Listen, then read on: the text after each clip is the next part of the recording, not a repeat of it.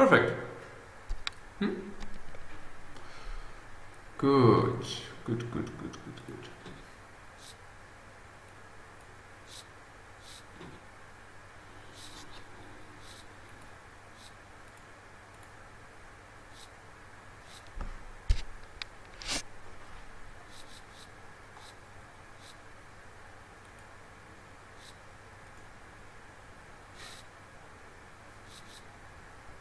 Hey chat. Oh, you're right. Monkey and friends.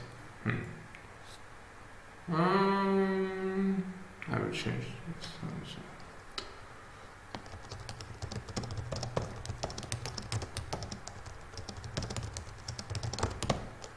For the month to come. Recap of the week, but plans for the month to come. Yeah, so it's like we're talking about the month.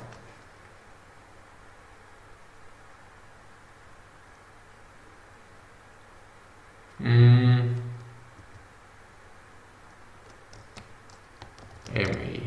At the same time, sick.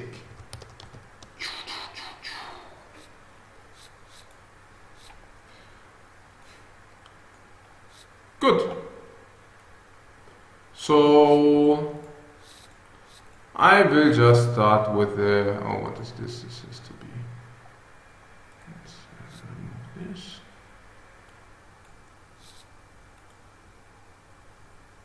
Good. Okay, guys. So I will first talk about the recap of the week, and after that I will talk about the month to come. Cool. Okay. So what happened this week? Yeah, I can actually cut this. Chuk.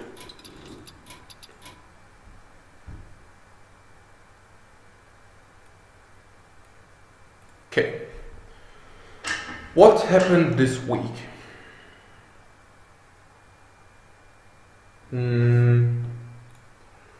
Okay, so that was actually from the 23rd.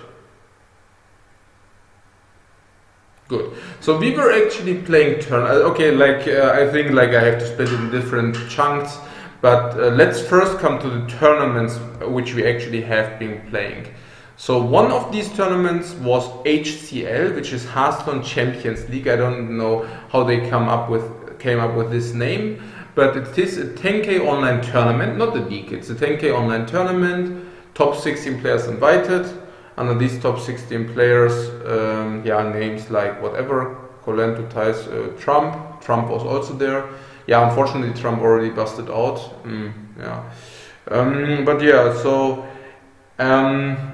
What was... so we actually advanced. Oh, Sivka was also one of those. Yeah, so a lot of very popular and famous strong players. Eight people advanced. I think Colento advanced, Stan, Sivka advanced, we advanced. Yeah, it's good. And the top 8 will be at some other point. So that was one of the tournaments. The second tournament to be mentioned was the Celestial tournament. It's a Chinese tournament, 25 or 30k prize pool, top 16 invite, 8 qualifiers, 8 invites. There are people like Thijs, I think Colento is participating, Firebird was participating, or actually is still participating. I mean, he advanced very clearly out of the groups. The funny and nice thing there is you already know it, but you have to bring 9 decks, 3 for each stage.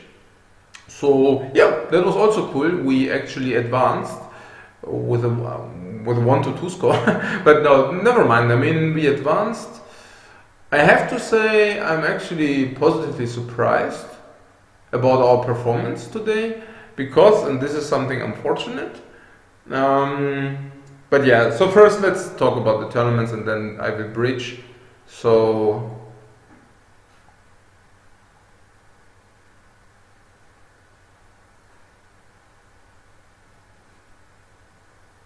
actually we advanced, it's not a problem.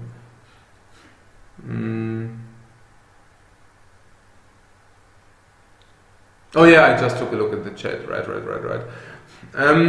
So okay, what? Savic played versus a fake life coach. Yeah, I guess fake life coach because yeah, okay. I mean, he also has me in the trunk list, right? Okay, so okay, and here's the unfortunate thing, actually. Well, unfortunate, but like, I was positively surprised that we still performed at least halfway nicely, because I have to admit that I actually spent the last 3 days, and I'm not kidding, I spent the last 3 days from the morning till the evening playing Overwatch. I know I told you like 4 days ago that I shouldn't do it again, and then I straight went into it again and played like 3 days, like complete. Yeah, don't ask me, like, I mean, as you all know, it's not like for me, I don't have like a proper job.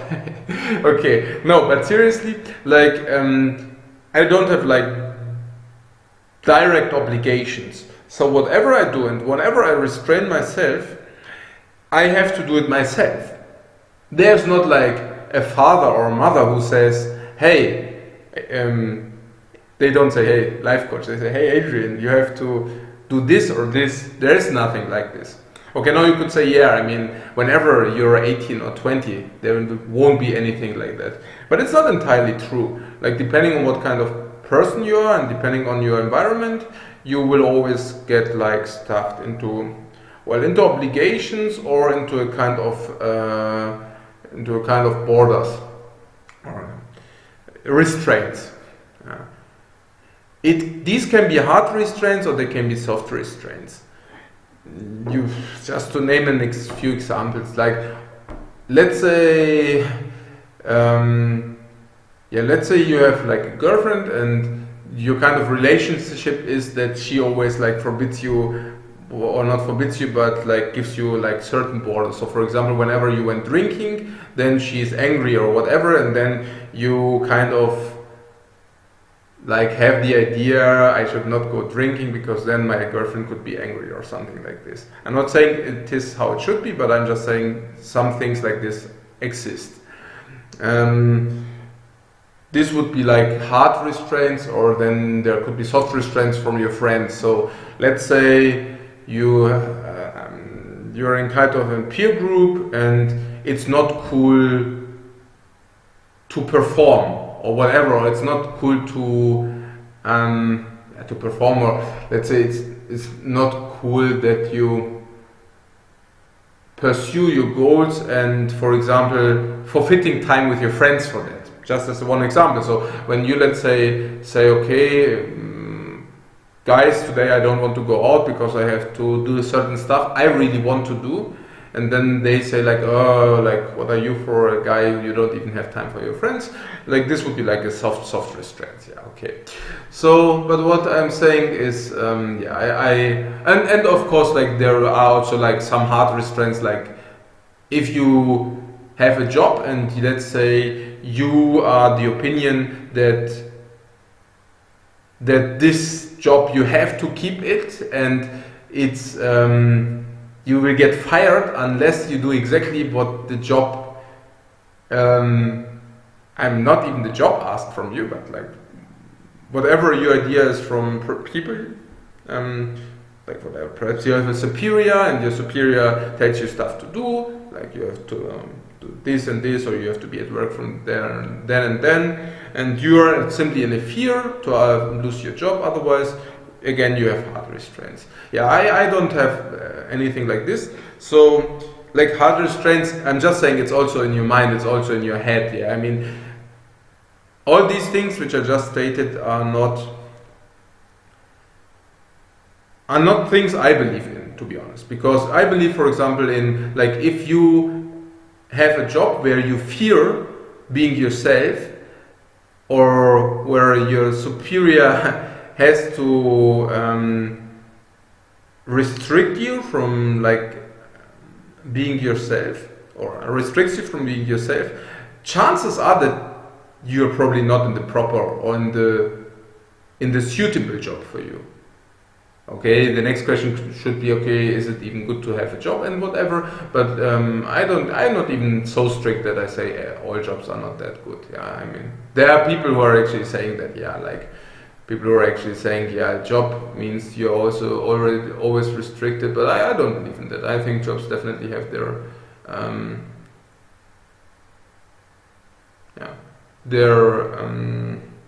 how do you say, justification.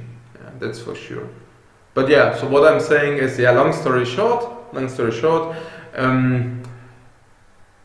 it's always easier. It's always easier, and it's also. Oh, just give me a second.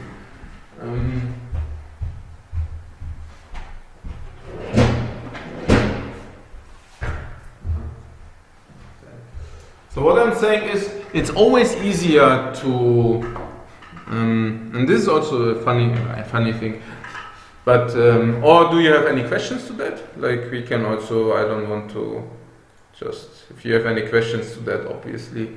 I don't even know. I actually, the funny thing is, I only wanted to talk about Hearthstone. Like this is like kind of an intermezzo. Yeah, I just wanted to talk about the days and yeah, whatever. Yeah, like always.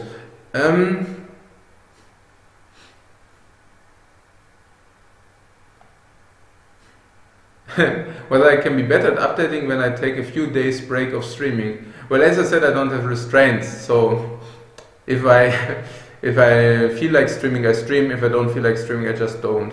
So, and this is also, again, like I don't feel any soft restraints there. I don't feel that I have to tell anybody if I suddenly don't stream for a few days. Yeah, that's like, obviously, yeah. Okay.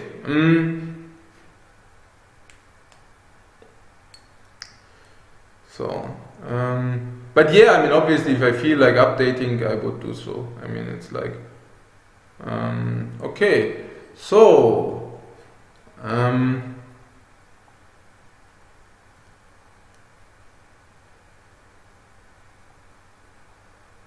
yeah, okay, but yeah, no questions. So just continuing shortly with that. So where were we at? Yeah, about the restraints. Okay, so here's the thing. It's always easier to just also tell yourself that you actually have these restraints. So what I'm saying is, now you could ask yourself, yeah, why am I not doing this and this and this? Yeah, this and this and this. What could this and this and this be? Why am I not more myself? Why don't I improve myself more? Why don't I do things which I really want? Why don't I pursue things I really thrive pursuing? Why? And then suddenly, like you could, I mean, of course it's, let's say, of course you could say, yeah, because I'm too lazy, because I cannot get myself motivated, and or because like I don't feel like it, or because it's just like pretty nasty to do that, like at least to get the initial energy to actually get things done, or at least to begin things. So yeah, but of course you don't tell yourself, oh yeah, I'm too lazy to do that, and actually I could simply do those things, but I'm just too lazy. Yeah, of course you don't say that to yourself. No, what you come on, I mean, it's much easier to just lie to yourself. You can also just say, hey, well, I would actually do that. For sure I would do that. But I don't have enough time. But otherwise my relationship would suffer. But otherwise I would lose my job. Or my work-life balance wouldn't be that good. Or I would lose my friends. Whatever it is, guys. Yeah, whatever it is. You can always lie to yourself. Yeah. Just make things up. I mean, of course you won't believe that you actually made those things up, but you can just make these things up. Yeah. So, but the reality, of course, I mean, I could now talk hours about why this is not true. Why you have enough time, why you aren't restrained. I mean, especially nowadays. Yeah, especially nowadays. I mean, it's pretty funny because it really doesn't actually matter where you actually take a look at. Yeah, I mean, we have few dimensions, right? I mean, we have like, okay, let's say 4 dimensions, perhaps we have more dimensions, but what I'm talking about, it really doesn't matter where you look. If you look at different countries, like how you can actually, like how much freedom you actually have in other countries to develop yourself, or like from the restraints you have.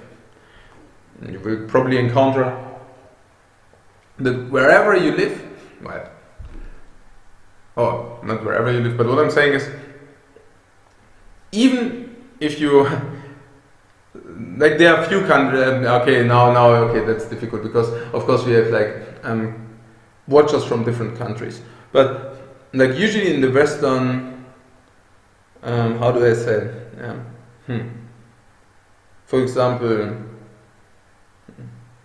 that's difficult to say, but in Western Europe, for example, in Western Europe you simply have like, even if you wouldn't do anything, you would still always be able to survive, so it's never the threat that you will die or something. It's not a general thing in the world, by the way. There are big parts of the world where if you just don't do anything, you just die, you just starve. Yeah, but this is not the case in Western Europe. If you don't do anything, well, it's not even that you survive. Like you have plenty of food. You have like infinite chunks of food. Like from what you get. I'm not saying that you should take social aid or something. I'm not saying that, but I'm just saying you're not in the threat.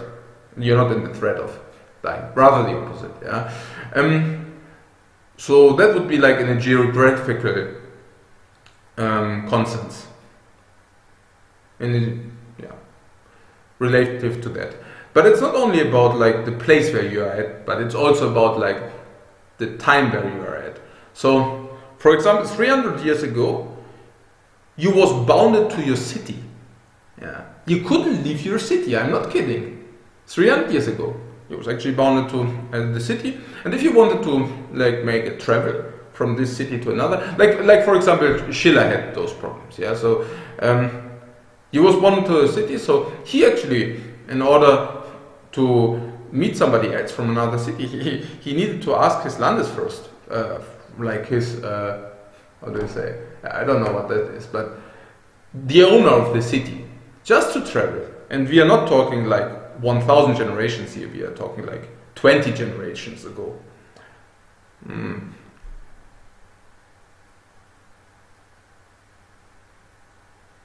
Yeah, good. What is the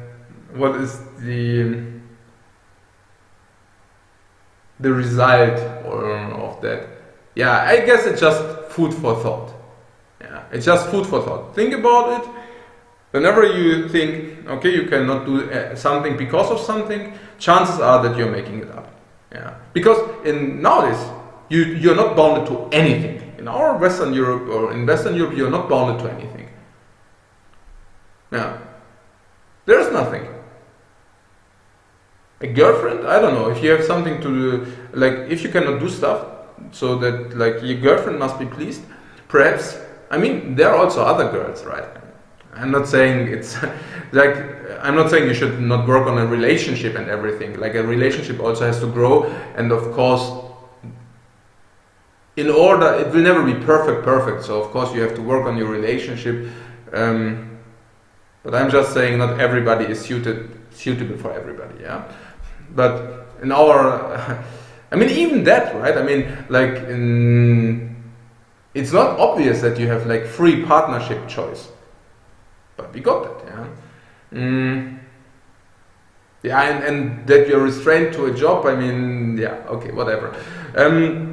But what I wanted to actually talk about is like how this related now to my situation, basically. Yeah. So again, I don't have restraints, but this makes it much more difficult to restrain yourself actually, because this is like the direct essence. So what I'm saying is, if you actually make up these excuses, and chances are that you don't have like really like open space. Yeah.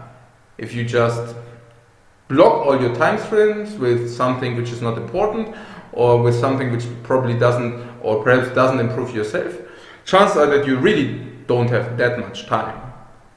Perhaps. I mean, I think it's pretty difficult to block 90, 100 hours a week, or whatever you need to block in order to not to have enough time to do stuff which actually self-improves you.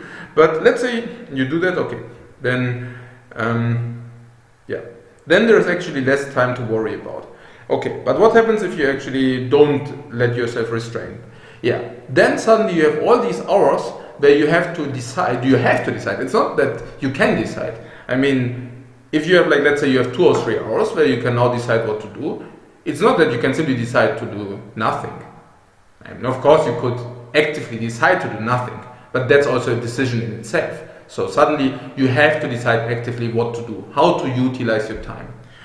And this, of course, brings you and gives you much more responsibility in any given part, or in any given at any given moment, but also in general. Yeah, I don't think I found the right word for that, but it basically gives you the responsibility of your life into your hands, and the more strict you do that, the more freedom, but also the more responsibility for yourself you will have. Yeah. Which can also always be a danger, and this was like what I wanted to talk about. So basically I spent, like, let's say the last 3 or 4 days, or let's say the last full 3 days of playing like Overwatch, something which I actually actively decided against to do it. Yeah, I think it's a lot of fun, but it's fun. Yeah, so you can distract yourself with it. Yeah, I was actually not that very motivated for the Hearthstone ladder, because the Hearthstone ladder system without any rewards, and then also people are actually playing suboptimal decks, because if it's for nothing, everybody can just like practice or whatever. There were quite the reasons why I was not that motivated for Hearthstone. So it was actually a distraction, and also not an unpleasant distraction. I mean, it was fun, and I'm actually pretty surprised how good the game. I mean, I don't even play ego shooters, so I was surprised how okay the game was actually. It really made fun. I actually decided against this game after playing it for 1 day. My eyes were burning. I had like shoulder ache, because you're always like this while playing, like constantly, and like the shoulders were aching and all that stuff. Yeah, and I also like the game itself. I was like thinking, okay, how much does it actually improve myself? And I was actually deciding, okay, I probably shouldn't spend any more time into it. And boom, 3 days gone. 3 days later. Yeah, I mean, I don't even know what to say. Yeah, probably. Yeah, these are like, sometimes it's not always right. I mean, sometimes there are good things, but sometimes I have to admit, sometimes I also fail with my discipline. So usually not. Usually I say, okay, I want to do something, and then I also do it like the most time, basically. The most time. Usually I succeed in that. Sometimes, like the last 3 days, that was basically a pure failure. Not even that I did it, but that I did it after I decided against it. So that was a failure. I'm not saying in general that's bad. Yeah, I mean, like if you decide actively, consciously, you want to play Overwatch, you should go for it. But what I'm saying is, you should always do what you decided for yourself is the best. Yeah. So if you decided for yourself you should not do something specifically, yeah, whatever, a good wine or whatever. Let's say you decide for yourself a glass of good wine in the evening. I don't know for whatever reasons you decided that for yourself, but if you did that and you do it, okay, whatever. But if you decided against it and you do it in despite of that, then that's very bad. So yeah, that was a failure, but it doesn't mean that we cannot learn from that. Like always, it's not about how much you fail, but it's about how fast you get up again. Okay, so actually, yeah, that was actually my last week, to be honest. Yeah, that was actually what kept me busy. It's unfortunate that we nearly lost a week. But keep in mind that we could have also lost a year or something. I mean, there are people who actually spend, let's say, 10 years of watching television, 20 years of watching television, every day, 5 or 6 hours. Yeah, you won't believe it. Yeah. So, I didn't want to offend anybody who's doing that, yeah, by the way. Yeah. If you... Okay, but we were talking about the recap of the week.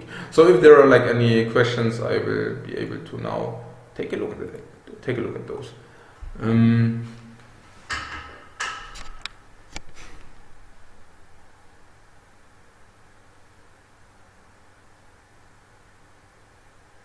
What? Lou seriously says, Neria said, I'm prettier than Trump. Well, I hope. So, I hope, yeah, okay.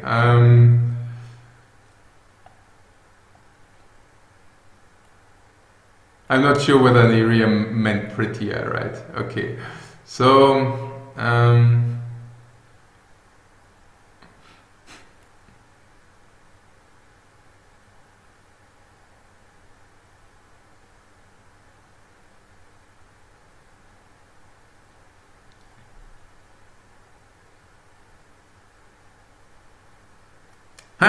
Dashboard asks, so how do you motivate yourself when you don't have the restraints on you?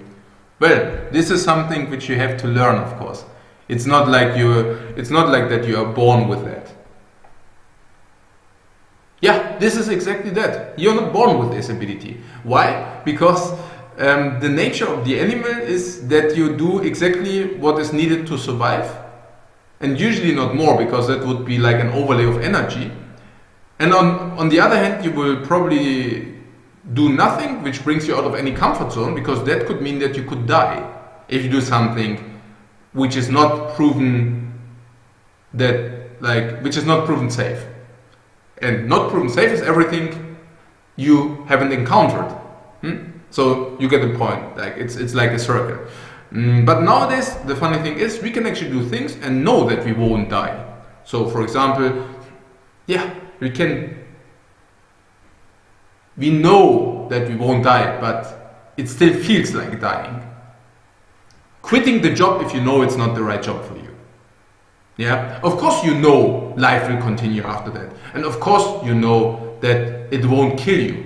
But perhaps you feel like that it could kill you. Yeah. And then you simply have to draw your emotional feeling after your rational. First, you conclude rationally that you should quit, and then you also have to find your consens, your emotional consens with the idea of quitting your job, and then you should just do it. Yeah, please don't stop your jobs now, but for those who are in the wrong jobs, please do.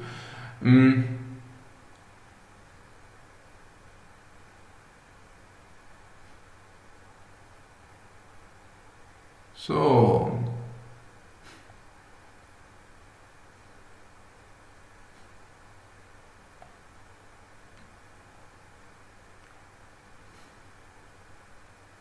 hi Jeffy, how are you doing?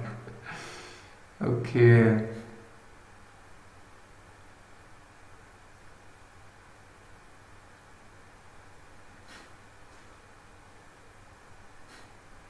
What? I just quit my job and now I have no plans and no restraints, but I also have no real work ambition or personal ambitions. Yeah, that and that doesn't sound good. Yeah, that doesn't sound good. Yeah, it's not like this is up to you to find out. It's not up to me to find that out. As I said, the powers has to come from within, not from internally, not externally. Yeah, this is something also. I mean, this is why. I mean, of course, like yeah, I know there's also. I mean. Yeah, with my screen name and stuff like this. But actually, like, I know there's also a lot of, I wouldn't say rubbish out there, but like if you hear life coaching, usually it's like, yeah, it's pretty silly because there are a lot of abusers out there. Yeah, there are a lot of people who actually want to make money with it, for example. Yeah, I mean, I'm not saying it's wrong to want to try to make a living out of it if you help other people. Yeah, that's not what I'm saying. But it's like, I think like proper life coaching doesn't inflict a lot of payment, because the proper life coaching is exactly that, trying to bring the people to activate their internal powers and not just putting like some frame over them.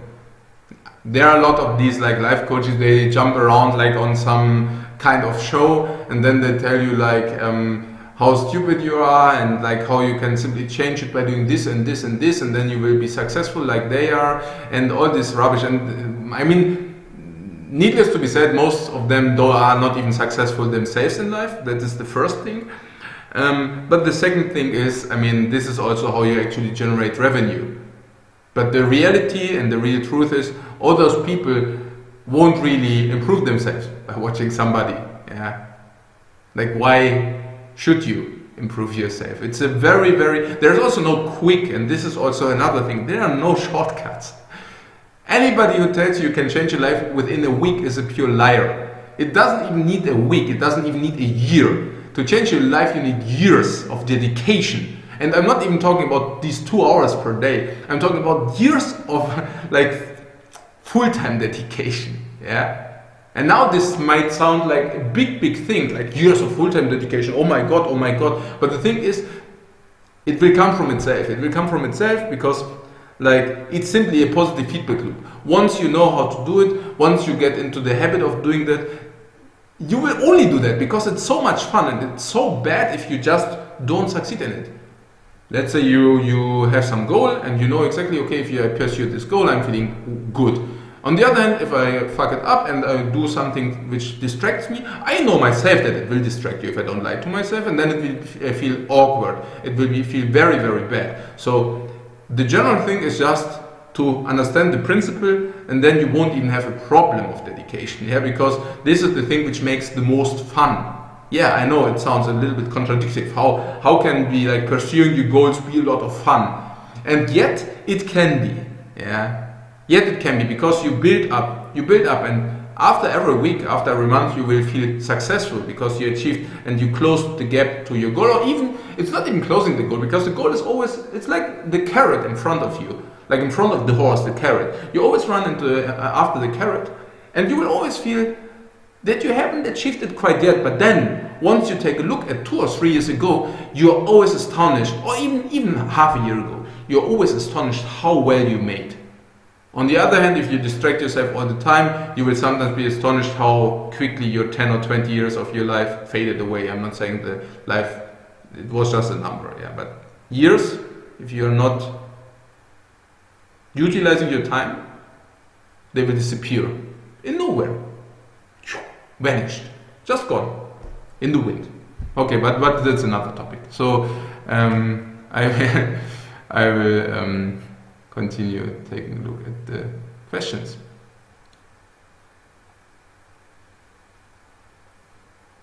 And yeah, I don't drink. Yeah. I don't take any drugs which actually, in my opinion, but that's another excursion, in my opinion, this here is what makes the human human. Yeah. Not the muscles, not that they are especially fast. Any animal can run faster, is stronger, and so on and so on. I think the mind is the only thing which, not the only thing, but the most important thing which actually distinguishes from an animal. And as such, I think like the speciality, or our speciality, like why we are who we are, is lying here, like in the mind.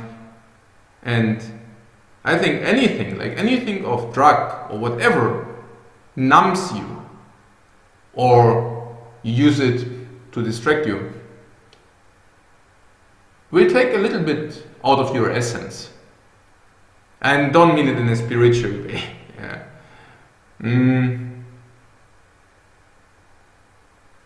Yeah. This is how I see it. Yeah. So I don't see the necessity of numbing anything which makes you safe. Okay. But yeah. Okay. So let's.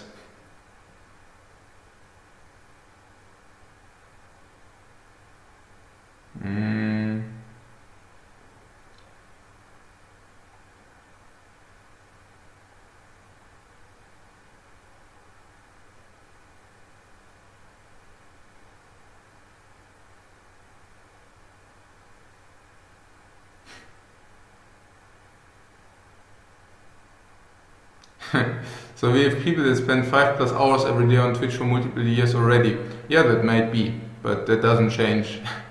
That doesn't change it. That actually means that I like watching streams.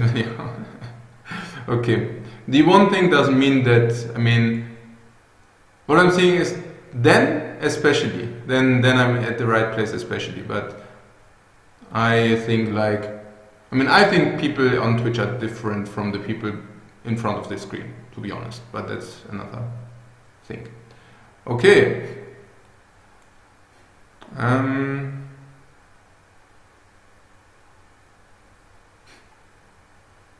What? I get 20 bucks if I start playing. Ma ha ha ha, but unfortunately you cannot. So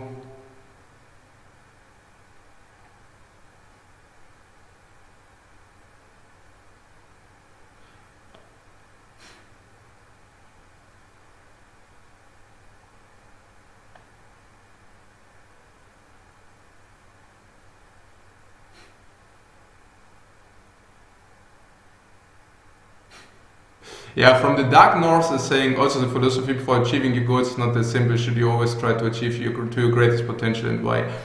I actually am not surprised that that came from you, by the way. Yeah, because like from what I know and from the chat interactions, I know that you always are like the double questioner.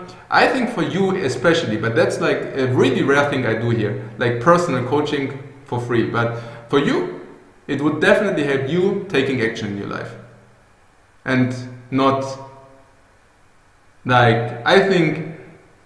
But could be a little bit personal. Yeah, but if you want to take this advice, you are free to do so. So I think you're especially like one of the people who actually make excuses. Yeah. So why should I achieve these things? Perhaps it was a little bit personal. Don't take it too personal. I really mean it like as a general thing. Yeah.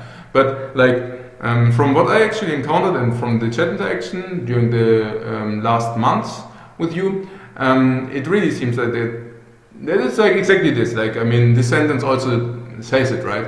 I mean, yeah, I mean, you could actually pursue things to your potential, but why should you even do so? I mean, even the question itself. I mean, I know what you're saying, and I know that we can even go deeper and deeper into philosophical meanings. We could even come into a direction where we would say, yeah, in the end, nothing matters and everything, if you meant that. But there is also something like common sense, common understanding. Of course, in order to find out whether you should strive to your highest potential, you would first need to check out what your preferences are. Like, what is what you make yourself happy in life? Or like, no, I mean, this is like another, because happiness is not, like, you would need to first ask yourself, like, who do you want to be? And what are actually my values? And then again, you could even ask deeper and ask yourself like whether your values are the values you would like to have. Now, before that, you cannot decide. Like first, you have to ask yourself, okay, what's important for me? Is being successful important? Like successful in which areas? Is happiness for me important? Is achieving things and striving goals important for me? So let's say you concluded for yourself, okay, I want to be as happy as possible. Well, then there are different possibilities to achieve that. But then again, you have also to ask yourself, like whether you really think that happiness is like the biggest goal, or whether like achieving things is not simply cooler, better, or perhaps even achieving more happiness by doing that. Yeah, if you get what I'm saying. So perhaps you will first think, okay, happiness is what I want in my life, and then you will ask, and you will whatever, let's say you will go partying or whatever promises you happiness. But then perhaps you will come to a point where you say, okay, all this partying doesn't even give me happiness, and then you will perhaps try to achieve something, perhaps even something which helps other people, and suddenly you will feel happier, and then suddenly you feel very it's like a revelation, because you will suddenly see, okay, actually this makes me happy. It's just one example. Let's continue. Okay. Yeah, I really think we could talk weeks or days about that for sure. Okay.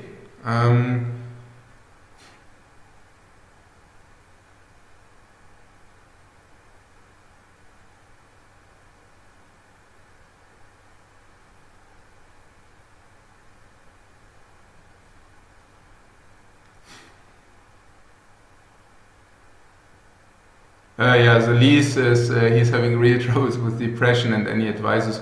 Well, I actually made like a talk about, well, kind of that, like what happens if you fall back and if you don't feel really well. And it's not always, it's not only negative. Like there's always a chance, or it's also always a possibility. Just think about like if you don't feel that good, if you don't feel that well. I think we also have to distinguish to make a distinction. Of course, there's the real depression, and the real depression is because your brain is malfunctioning, and this means like you don't emit certain neurotransmitters, and then you will have a depression. This is something I cannot help you with. You should get like treatment for that.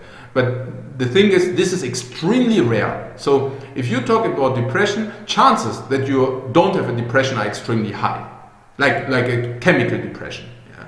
Because like chemical depressions, if you take a look, let's say 50 years ago, people just didn't have depressions nearly at all.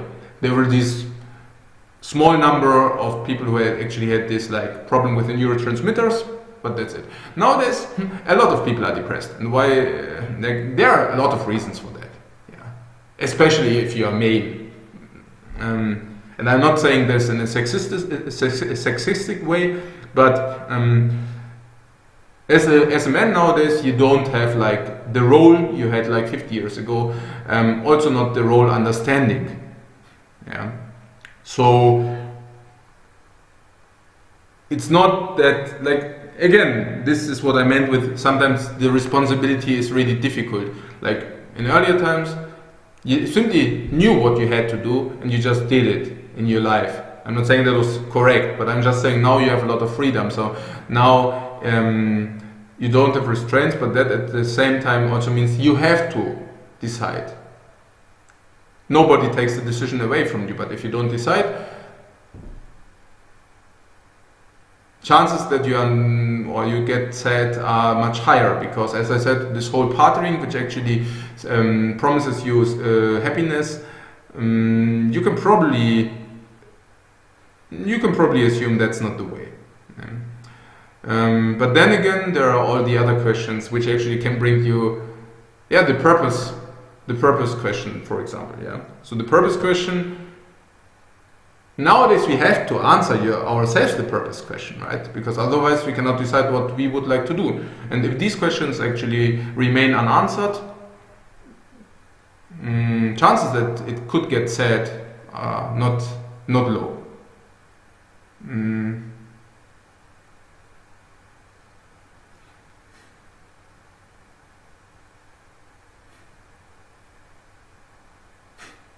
What I spoke about the tobacco relapse some weeks ago. Did it work out okay? Yeah, exactly. Like I spoke a few weeks ago about that I vaped some, and I also talked about like how I will of course quit it again.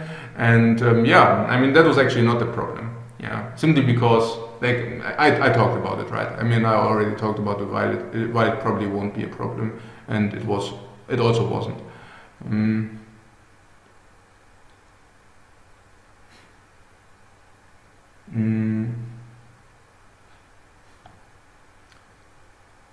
The view on physical exercise is part of a healthy lifestyle. Well, I think you need a minimum of physical activity to keep yourself healthy, right? Like minimum, what I mean is like in general, if you do. You can just combine them. You don't need additional physical exercise. If you, let's say, you take your walks, or sometimes you drive somewhere with a bicycle and stuff like this, if you incorporate it in your life in general, not eating super unhealthy stuff and stuff like this, chances are that you don't need additional exercise. Especially because it just costs time, right? So why should you do it if it's not necessary? But it's only not necessary if you incorporate it in your life. Yeah, that's obvious. Okay.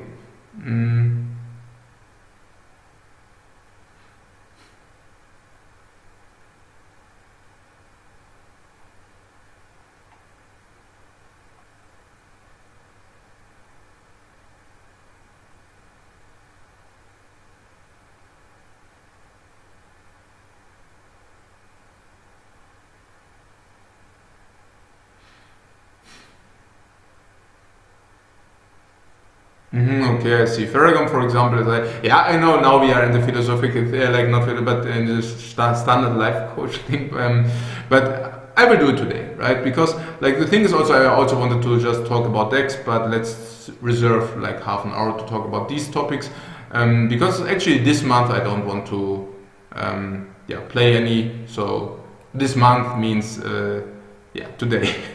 Okay, so I actually wanted to talk with like deck building stuff and which decks we will play. I will talk about this later. So Farragon asked about like the general specifications, and like he has like a one arm disability, and he wonders about the nature restriction and that it blocks things which could lead to maximizing the potential. I mean, the thing is also accepting, of course, your own restrictions is part of it. So, for example, I would perhaps, I found now an area which I really love and which I want to pursue. So that's why I'm doing it at the moment. Otherwise, I wouldn't.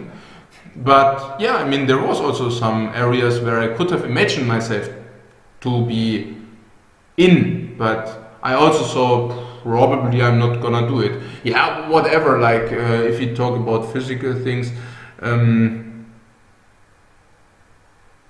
of course I imagined myself like being like whatever, great in volleyball, great in golf, but then perhaps I was not good enough for that. So like at least not good enough to be professional in it. I didn't even want to probably being professional in it, but you know, like the idea is like just to wonder how it would be if you would be really great at that.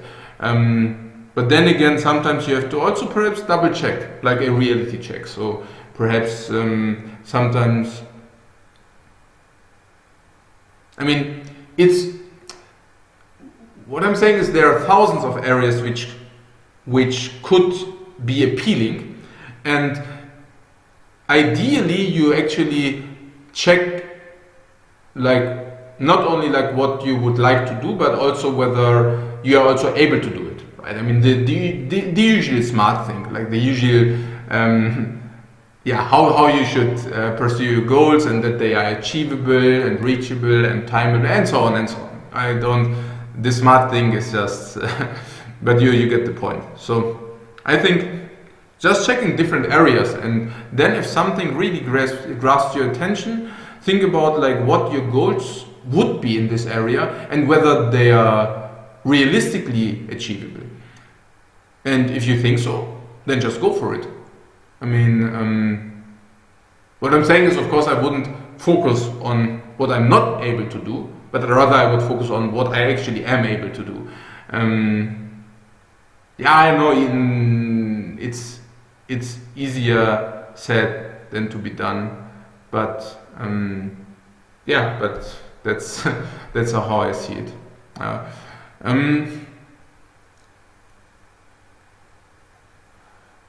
Okay. What, talking about depression, laughing? Well, as a matter of fact, but I also talked about that already, but I'm actually thinking I'm not quite a general happy person or something like this. So if talking about depression, I mean, I guess I very often feel like what other people would classify as depression, but I just don't see it like that.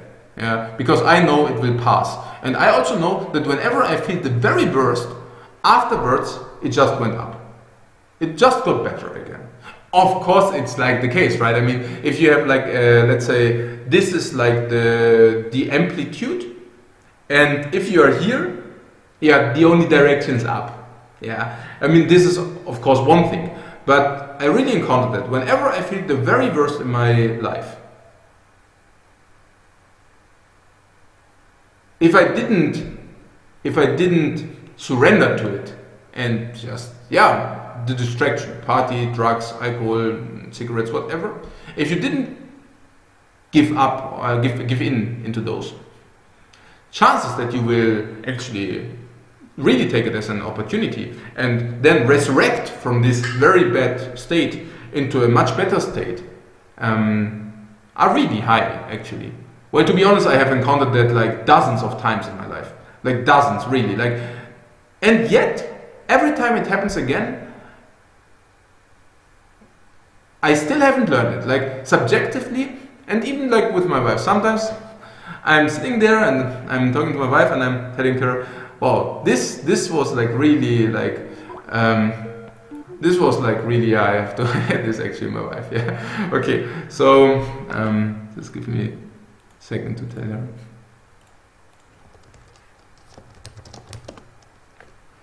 Okay, cool. So yeah, when I actually told her, okay, now this was really crappy, or now it's like such a bad situation in life, and then she's saying, yeah, but whenever you said that you basically, like, good things happened, yeah, very good things happened. Whenever there was some improvement, before that you always felt like a little bit bad and stuff like this. And then I'm like, hey, yeah, actually you're right, actually you're absolutely right, but it's just funny for me, for myself, it's really funny, because like I probably encountered this like dozens of times, uncountable amounts of times, but still every time it happens again, I feel like it's the first time, because it just feels so bad, right? Yeah, but the reality is you just, yeah, as I said, like you just resurrect in a much better fashion than, just give me another second, okay, good. This is this. So, from the dark north.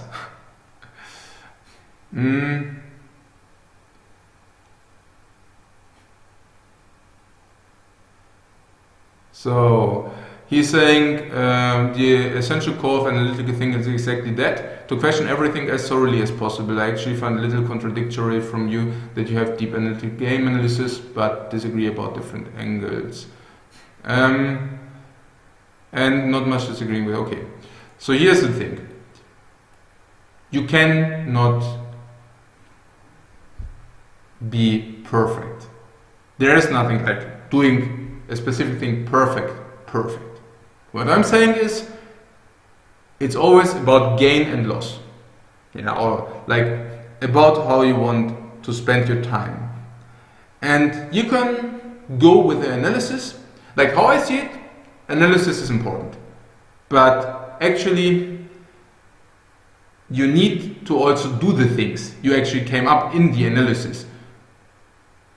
Otherwise, you won't have a reality check. So it's pretty much about the reality check. Yeah, you can think about a lot of things, but then you need a reality check. Because if you don't do the reality check, chances are that if your analysis is at any point wrong, all following conclusions are also wrong.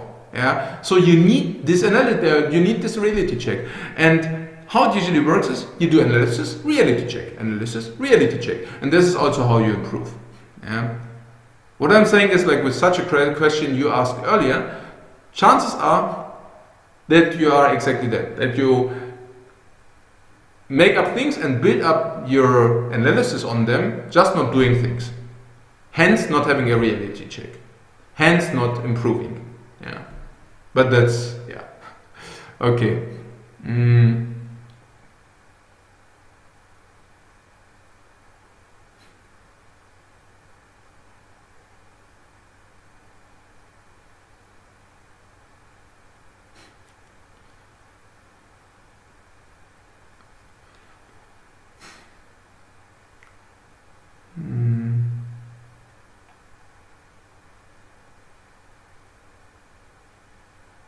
What is this? Domek got really fast during the... No, sorry. Like, I don't think it's... I mean, you know it yourself, right? I mean, I don't... As I said, I'm not like a motivational trainer. Like, the motivation has to come from within. If you think like you don't like yourself how you are and you want to be something different, or let's say you really think it's extremely important for you not to have the weight you say you have, and like you want to be, let's say, more athletic or whatever, if it's a real strive and you really want that, you will probably just do it. So it's like, I mean, what can I tell you, right? I mean, you already know what you should do, and this is also why you ask after, like, but as I said, like, I'm not a motivational trainer. I'm not somebody who says it's okay, please do that, please do it, please do it. Yeah, it's like, for me, like, I really don't care. I mean, I'm just saying, I mean, not don't care. I mean, like, what I'm saying is I don't know personally, right? So it's like, of course, I would rather see that it goes in the direction you would like it to have. But the work, like, you have to do the work. I cannot do the work for you. Yeah, like that's pretty clear. So, and this is also like what I actually had in mind while doing like philanthropic work, if you want to say so. So my plan is really to achieve to actually provide opportunities. So what I wouldn't like simply like I would not like to simply, let's say, I mean, for some areas it might be important, but what I would not like to do is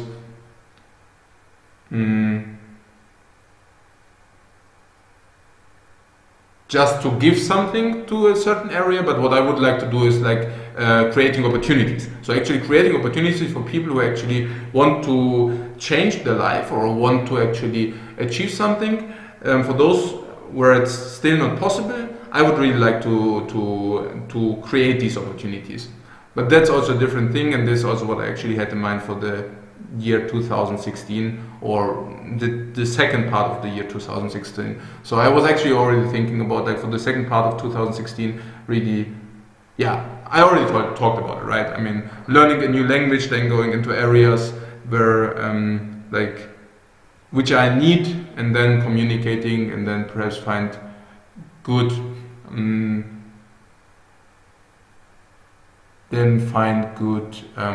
solutions.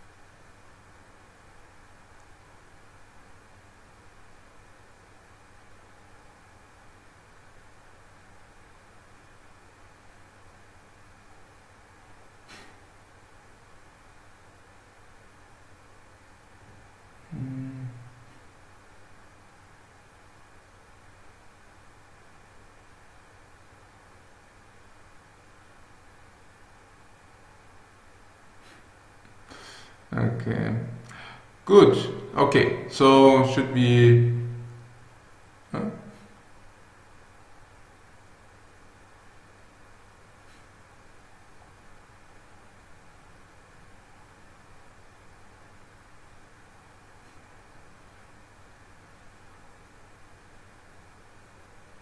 What? Theoretical physicists. That's what experimental physicists are for. Okay, so if you're a theoretical physicist, then you're excused. Yeah. Okay. Yeah, but they have to do reality. Yeah, exactly that. Basically, what Nika Colley is saying. Yeah.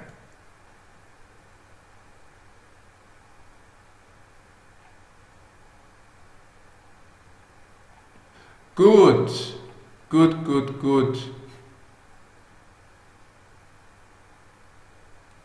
What? Mr. Agut went to rank 1 again. Did he make it? Wow, 666 guys. Yeah. It's really sick. So now he's celebrating, yeah. I will take a look at that later. So,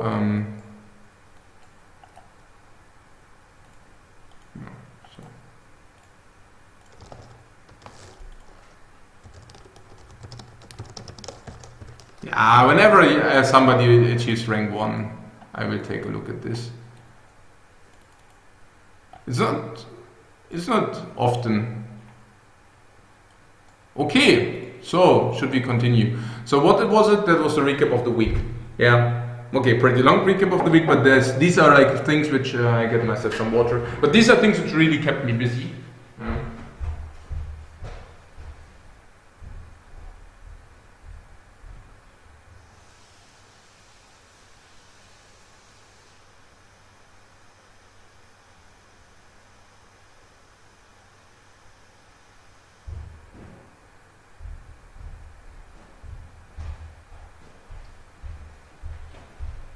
Yeah, things which really kept me busy also in general, like even today. Even today, I mean, as you know now, like today is the first day where I actually haven't played Overwatch, but it's not because I didn't like to play Overwatch. As a matter of fact, I actually uninstalled it, yeah, like I always do, right? I mean, if I decide against something, I just uninstall it, for example, if it's a game. And yeah, I mean, as a matter of fact, like today, again, like I really had to, not even, it's like, it's not easy. It's not easy because, like, yeah, let's not talk about Overwatch. Let's just continue with Hearthstone, really. But it's just like so weird. It's like about the endorphin and stuff like this. If you enjoy something and if you really ask yourself, I mean, it's not even that different to drugs. I mean, I don't know drugs, not hard drugs, but what I'm saying is, perhaps it's not different to something like sugar. Yeah. So if you eat sugar, you feel a little bit better. Like it's always about the same principle. So you feel a little bit better short term, but long term it's worse for you. Yeah. It's always the same principle. Short term good, long term bad. But unfortunately, our brains are not that easily built. So our brains actually realize the short term impact. Yeah. Good. But what they don't realize, if it's bad afterwards, I mean, you will feel bad and you will feel worse, but you won't be able to connect it with the event. Because probably you will feel, whatever, you have been out drinking and you felt very good while being drunk. But the next morning you feel like crappy as hell. But you just cannot connect this because, I mean, yes, you drank like too much beer or too many beer 12 hours ago. But how should that ever relate to your state of being completely hangover now? Yeah, exactly. Perhaps rational you could, yeah, perhaps rational you could, of course, connect it, but you don't really connect it emotionally and how we actually make decisions is emotional. Yeah, this is how we decide. Of course, our whole being is more or less emotional, but so it's not that easy to distinguish even between those two. Even your rational thinking is emotional, but or emotionally tainted. But what I'm simply saying is, I think the real art is to actually connect things which you actually can understand rationally, to connect those and then incorporate them emotionally. This is at least how I do it. So if I, for example, want to stop smoking, I just get myself to feel so bad about myself whenever I, for example, smoke again, that I actually can make the connection. So I'm again, like I'm already feeling bad while smoking, for example. I haven't smoked for years, like more than 1 decade, but I just say like that was actually the process how I stopped smoking over the course of like 2 years or something. Yeah, that whenever I started again, I just connected it directly. Yeah, and yeah, perhaps like this is my way. Like there are of course different ones, but this is like how I felt being the most successful in these. And the same goes for anything else you want to achieve. Yeah. So that was what I meant like with like, achieving your goal. So whenever I actually do something which actually brings me closer to my goal, I actually have automatically an emotional positive connection.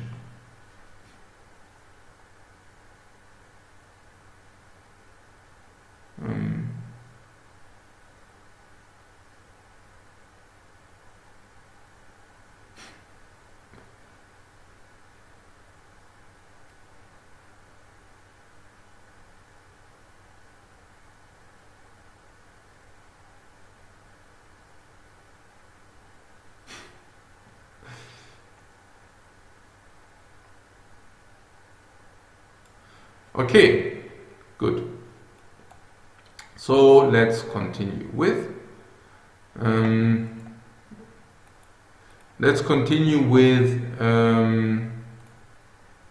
what could it be? Yes, the plans to come. The plans to come. Yeah.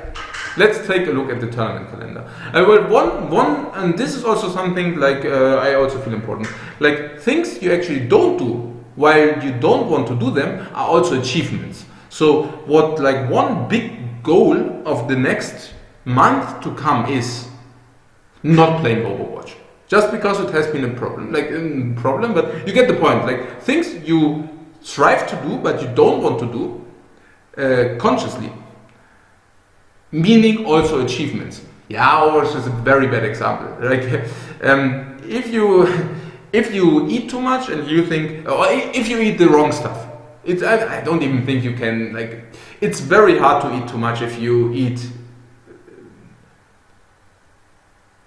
Okay, again an excursion. But like for all those who are actually saying, oh, I'm not feeling full, I have to eat more, chances that it's just about like the nutrition value are very high.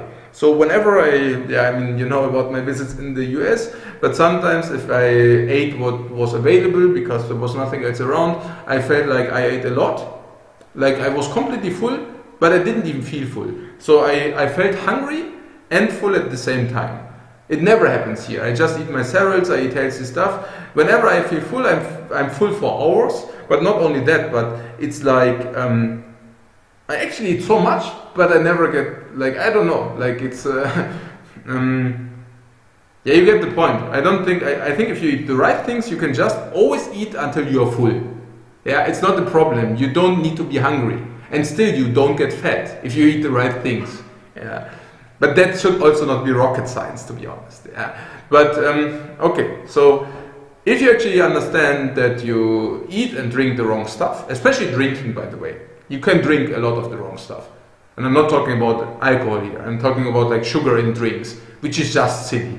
I mean, if you have some drink which, for example, consists 10% out of sugar, which is not rare nowadays. Yeah, I know it sounds funny, but it's even common that drinks are actually persisting 15% out of sugar, and you drink 1 liter of those Coca-Cola or whatever, yeah, then, yeah, or Coca-Cola or some random soft drink, they all have like 15% of sugar. Like you just ate 150 grams of sugar, pure sugar, and I'm not even talking about that. This is pure white industrial sugar. Just think about it. I can still not understand that the whole culture actually built around that soft drinks, but that's a different story. Yeah, but yeah, chances are that you can. Yeah, if you want to stop soft drinks, you can be proud of yourself if you really didn't drink soft drinks for a day. If you used to drink 2 liters of soft drinks every day, and once you actually are proud of yourself just because you could stop for even 1 day, then you can build up on that. Then you can say, okay, now I did it for 1 day, now I can try for a week. And then a month. Yeah, it's really silly. Yeah, I know, a month is so long, but this is how it can work. So what did I say? Plans for the months to come, not playing Overwatch, but that's only a small thing because, like, what are the other things? Tournaments. What are the tournaments? The Chinese Ultra League, we are in the top 8 there. It will continue on the 4th of December, so in 4 days. We are already prepared with our 9 decks. Our 9 decks being like the decks we actually brought today. And we also have the same playing lineup. So we will play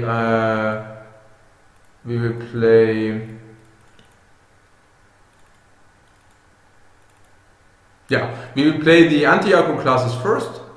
So Warrior, Dragon Priest, Paladin. These will be in the quarterfinals. Then if we actually achieve to advance to the semifinals, we actually play our 3 aggro classes down. And if we then actually succeeded to go into the finals, we will play Demon Handlock, Druid and Rogue. And my idea was that chances that people will actually bring Priest in the finals are not low, because I think people will actually bring the classes they are most familiar with in the quarter and semi-finals, and then I think in the finals we will actually get the remaining classes. And one of the remaining anti-classes is probably Priest. So I think if like our opponent in the finals will bring Priest, but Chokaduka. Yeah. Okay, so that's for the Celestial tournament. Then we have the SLTV. This is like the Star Ladder stuff. The deck submission is being today. Okay, but I will think about that. But this will be take place on these 2 dates. This is only the preliminary for us, and it's actually a $50K tournament. It's actually a $50K league, and yeah, not 50, 50. And 20 players invited. Groups out of 5, preliminaries, yeah, different stages on different dates, but these are like a lot of those. Then directly after that, or actually nearly at the same dates, there's the HCL, the top 8, the deck submission for that being okay in a week, and we also already know the pairing. We will actually play against Sivka in this top 8. Then after that, directly after that, there will be Birmingham, this LAN. I think it's last year standing, but I will take care of that in a week, so not now. Yeah, I only want to focus on the next thing. And then there is a WCA Ultra Mega tournament with a whooping nearly $250,000 prize pool or something. But this will actually take place. Yeah. And the funny thing is, this is China. So this will take place in China. And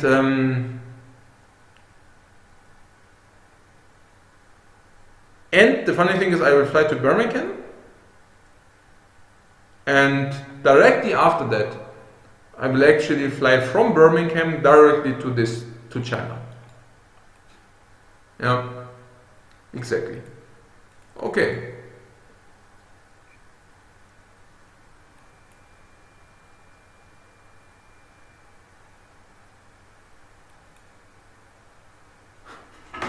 Yeah. Right. Nereus watching the stream. I thought he was lettering, but Nereus is no Overwatch any longer. Yeah, I actually have been playing. I actually have been playing 2 hours with Nerea yesterday. Actually yesterday I played with Nerea, and he is pretty good in Overwatch actually.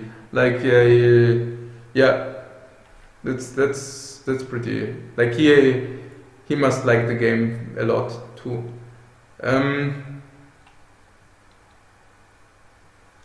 Yeah, I said as being surprised, but I wasn't surprised that he's good at the game. I was rather surprised like how good.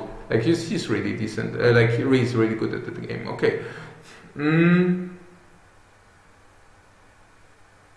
I've also playing. Well, this is actually the funny thing. I have been actually getting hooked by all the friends. Like, yeah, I mean, no, they are also friends. They are of course friends, but they hooked me into the game. Not Nerea, he was already at the game. But I think like the first day I played with Lothar, then the next day, then I played with Ira, and then afterwards I played with like. I actually also played with Trollton, of course. And I also played with the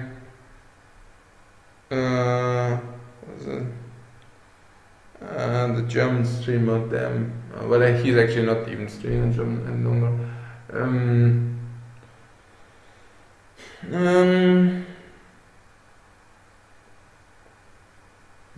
Yeah, I forgot the name, but whatever. Yeah, so yeah, like I actually played nearly all the time with friends, like. From Hearthstone, and I was always like, oh, what the heck, like why are they not playing Hearthstone? Like it seems I'm not the only one who got hooked by Overwatch. Okay.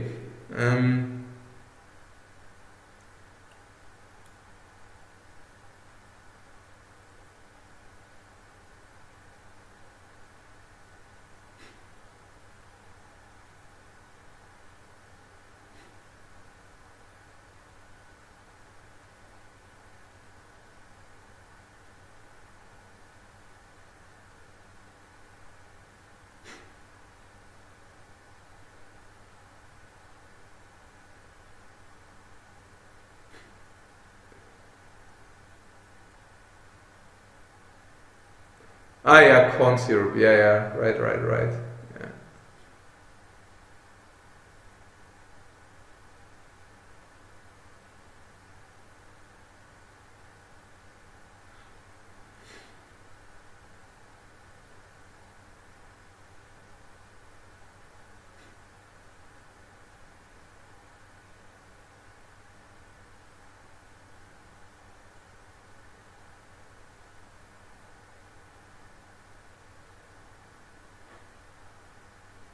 Okay.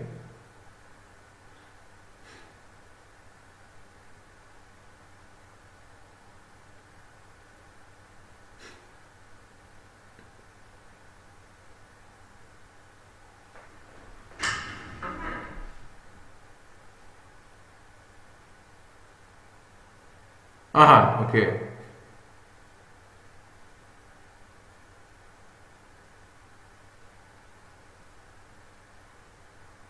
Yeah, I mean, everything I told you was written, so, or the other way around too. Yeah.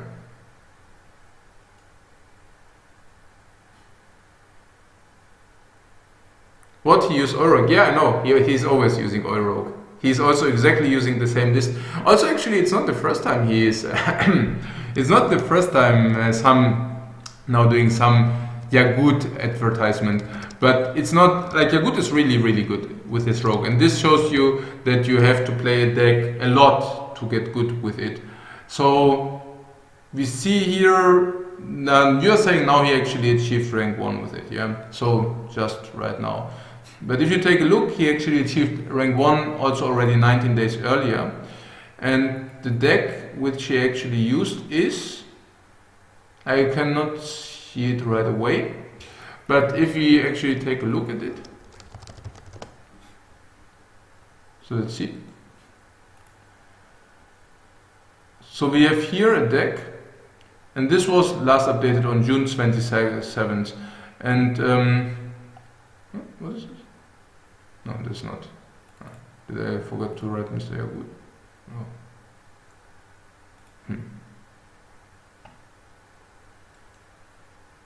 Ah, yeah, right, rank 1.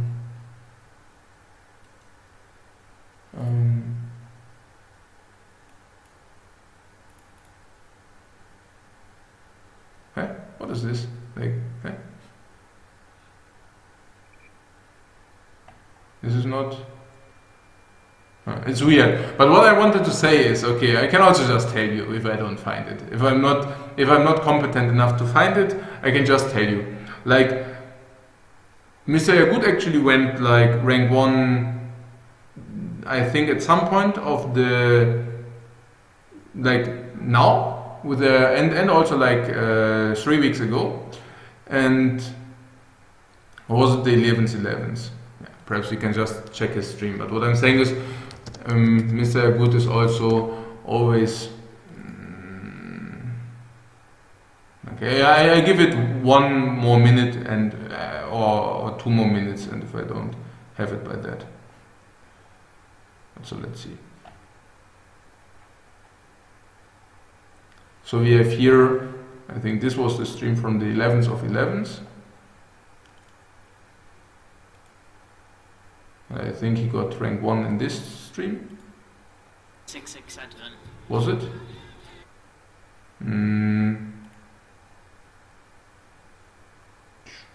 Yeah, okay, here. This is the video because so many people watched it, yeah?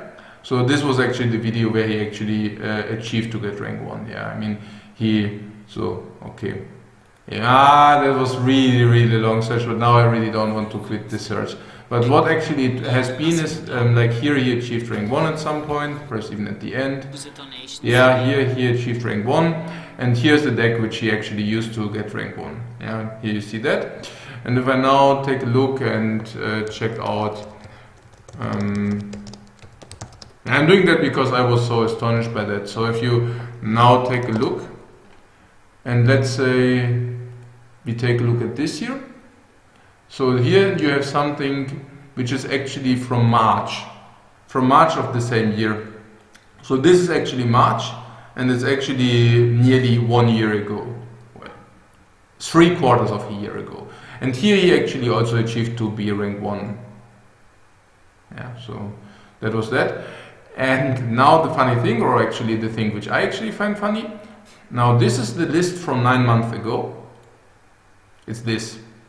I don't think I can get both on the same screen. Yeah. But so yeah, I am afraid I'm afraid it doesn't work.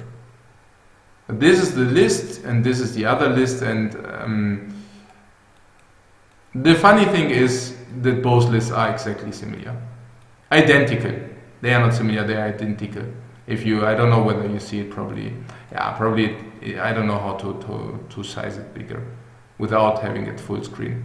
But these lists here, like this list he used 3 weeks ago, is identical to the list from 9 months ago. And the reason for that is, I guess, well, what to say about that, yeah? I mean, the reason for that is, first of all, that Rogue didn't get nerfed or nerfs because Rogue was not overplayed any longer. So you could actually play. It's not that I wouldn't play like Miracle Rogue any longer if the auctioneer would still cost 5 mana, but it has been seen play of too many people, so they actually nerfed that. The same with Sunshine Hunter and so on. So actually many decks which are strong cannot even be, many rank 1 decks especially, cannot even see the identical build after a year, simply because they will get nerfed because they were too strong. So whenever a deck probably got rank 1 and it was too strong because, or it was very strong because like it indicates, right, having a deck too often at rank 1. Chances that it get nerfed are pretty high. That's one thing. But the other thing is also very surprising, right? I mean, with all the meta game changes and all this stuff, what happened? He actually managed to play exactly the same list over the course of a year. And this is telling me different things. Like, things I already knew, but these are actually getting even more. That was basically also the reality check of the assumptions. Not only that, but it really fits like the assumptions I already made and also have reality checked in a lot of different areas. And one of those being that I rather want to have the same deck, the identical deck, and be able to play it, but having another deck which I'm not that good with. And that good with means with the identical build, because like obviously if I practice a deck, I know exactly what's in there, and I can play much better than if I have also direct changes within this deck. So giving a short example, as you know, we played certain kind of control classes, and we usually want to play a deck at least a week, as the absolute minimum, a week, a full week, in order to then being able to bring it to tournaments. So, yeah, whatever, 200 games minimum, yeah. And this is like, for those who like, I mean, we had a very long time where we would always bring Handlock, Mech Mage and Druid, or respectively Control Paladin to tournaments. And also like the slower version of the mid-range Paladin with like Sky Golems and Kel'Thuzad. And one of the main reasons for that was exactly that perhaps a normal mid-range Paladin could have even been slightly better, but we were so comfortable with the double Sky Golem Kel'Thuzad build that we were just much better with it. Anyways, even if you could have increased it by a little slight margin playing another deck, we would not do so because we were so strong with the other. The same one with the Handlock. Also at times where Handlock was not that strong, we were just so strong with Handlock in general that it would have been very unwise to just change it to another deck, to a deck where we weren't that strong with. Okay. And it's not only about that, but it also tells me that like tech choices are so and so, but the meta cannot change completely drastically, so a deck list which was very good before is suddenly very bad. And just if you think about it, like, yeah, of course you can still do small tech choices in here, but what's strong is usually, what is strong is usually roughly maintaining the strength. It's not that suddenly something suddenly gets insanely strong, which wasn't before. I mean, there are some cards where it's different, but it's not too many. So I think here I got them in the tech cards, but this is also a list from like, let's say a year, half a year ago. But these are usually the cards who can actually be considered given the environment. So MC techs usually they cannot be considered, but sometimes they can, especially nowadays in Singleton, of course, in Highlander. BGHs, you can always take a look at the environment, and sometimes it's not even good enough to run. Well, okay, with Indoctor Boom, Indoctor 7 times, it's always good enough to run one, like a little bit slower decks. But who knows, sometimes there could be a meta emerging where you could run 2 of those. Because I'm Mystic, if there are too many secrets, if there are too many weapons, Harrison, sometimes meta calls for Lothar, where it has not, like Black Knight is really bad. So that the meta really calls after Black Knight, like that has been quite a while. And Ragnaros, of course, so if there is not much Paladin, Ragnaros gets better. And so on, yeah? So you get the point. But I simply find this very surprising. And also very cool at the same point. Okay, cool.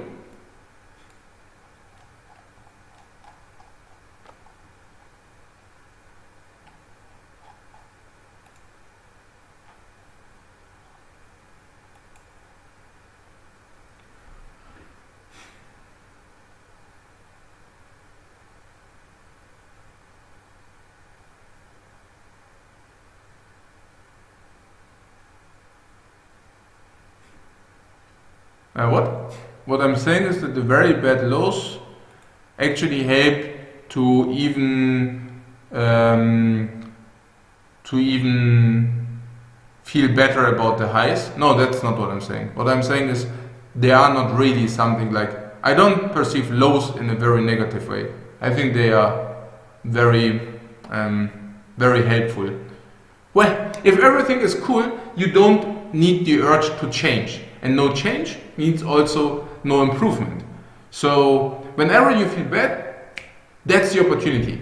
Now you can change something. Now you can improve.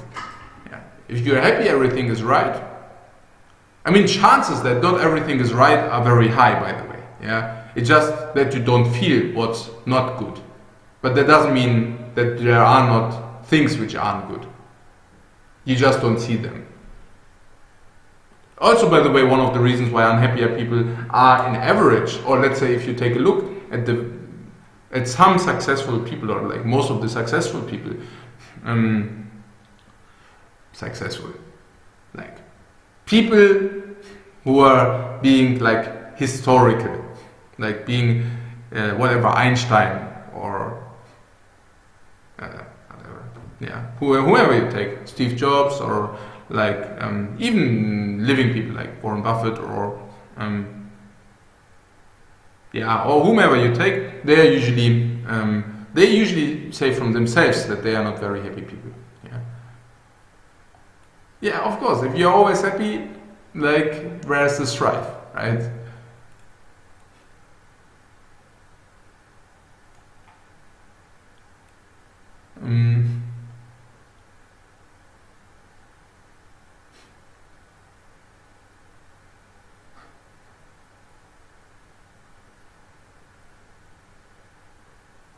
Okay, lucky strike is 20 and he cannot choose because of fear of losing the other ones.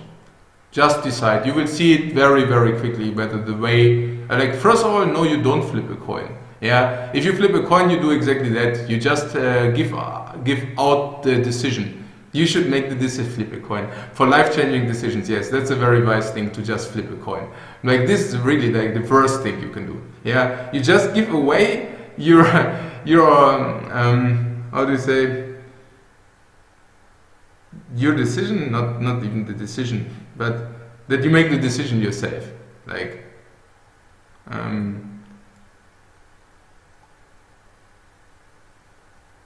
also, by the way, if you don't, and this is again about the emotional thing, if you flip a coin and you if you flip a coin and it tells you something to be done, you won't do it anyways because you didn't believe in it. So just take one of the paths, probably the one you like the most, and then you will very, very quickly see whether the path is like what you expected it to be. It will be really, really clear very quickly. You should just take action.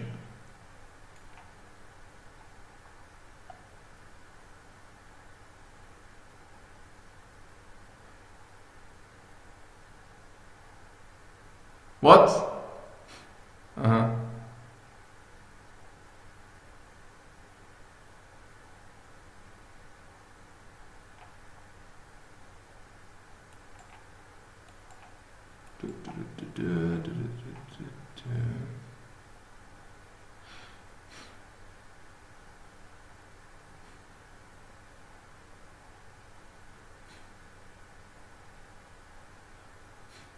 Oh yeah, and on June 27th he also did it, or what? And that is also the same list as right now. Okay?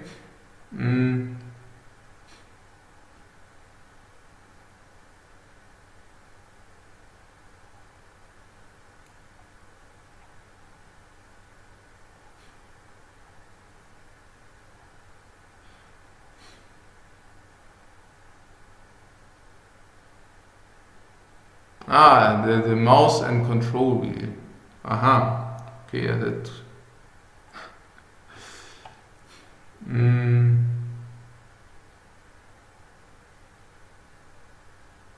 Handlock be another deck which has seen very little change. Yeah, exactly.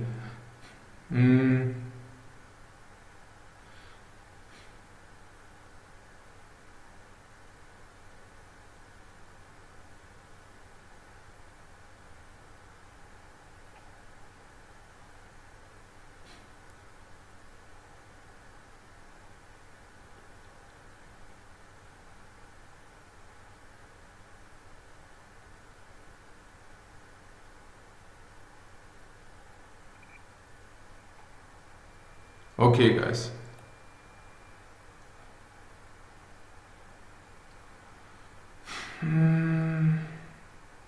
Good. Right. Okay. Plans for the months to come. So we talked about the tournaments and the plans. Like for me, the plan is like to practice the decks. And and this is like a big thing for me. Like I actually have been thinking why I haven't been so motivated for Hearthstone any longer. And I think I found the reasoning. Yeah. So when I actually enjoyed Hearthstone, I still enjoy it. As you see with my streams like 4 or 5 days ago, the experimental phase was and the Highlander Paladin were just insane. Okay, here's the thing. So whenever I enjoyed Hearthstone, I was playing like what I wanted to play. So okay, I thought some deck, okay, I had some idea about a certain deck, whatever, with Sunshine Hunter for example. I just tested month like to get this hunter working. So I begin with some crappy version, but that doesn't matter because ranks didn't matter. Or like also no tournaments. So it was just like, okay, just trying it out. Okay, it was good. Also had good winning streaks, but perhaps you could have like tweaked it a little better, tweaking it better.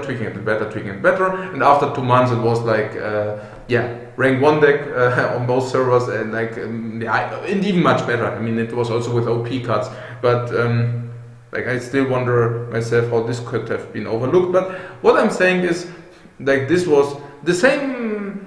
For example, now with Reno Paladin, like nobody believes it's any good.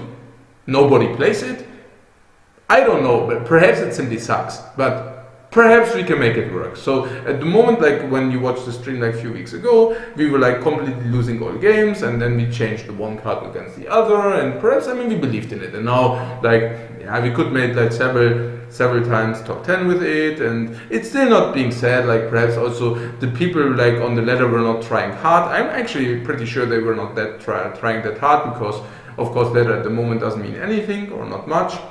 So I don't want to even say about that, but what we then did, like I really wanted to play this Highlander Paladin and playing it like much more, but then like for the tournaments to come, there's like this conquest format. So it means like we need 3 decks, and we need to be able to play these 3 decks very good. So what I then did is like, I said, okay, I really would like to play Highlander Paladin or the Monkey Warrior, but instead, really, because we already know Monkey Warrior is good, we already know Highlander Paladin is good, we should focus on some third deck, or at least first of all we need to find a third deck, and then we also need to practice on ladder. So there was this Highlander Warlock, and I really like the Highlander Warlock.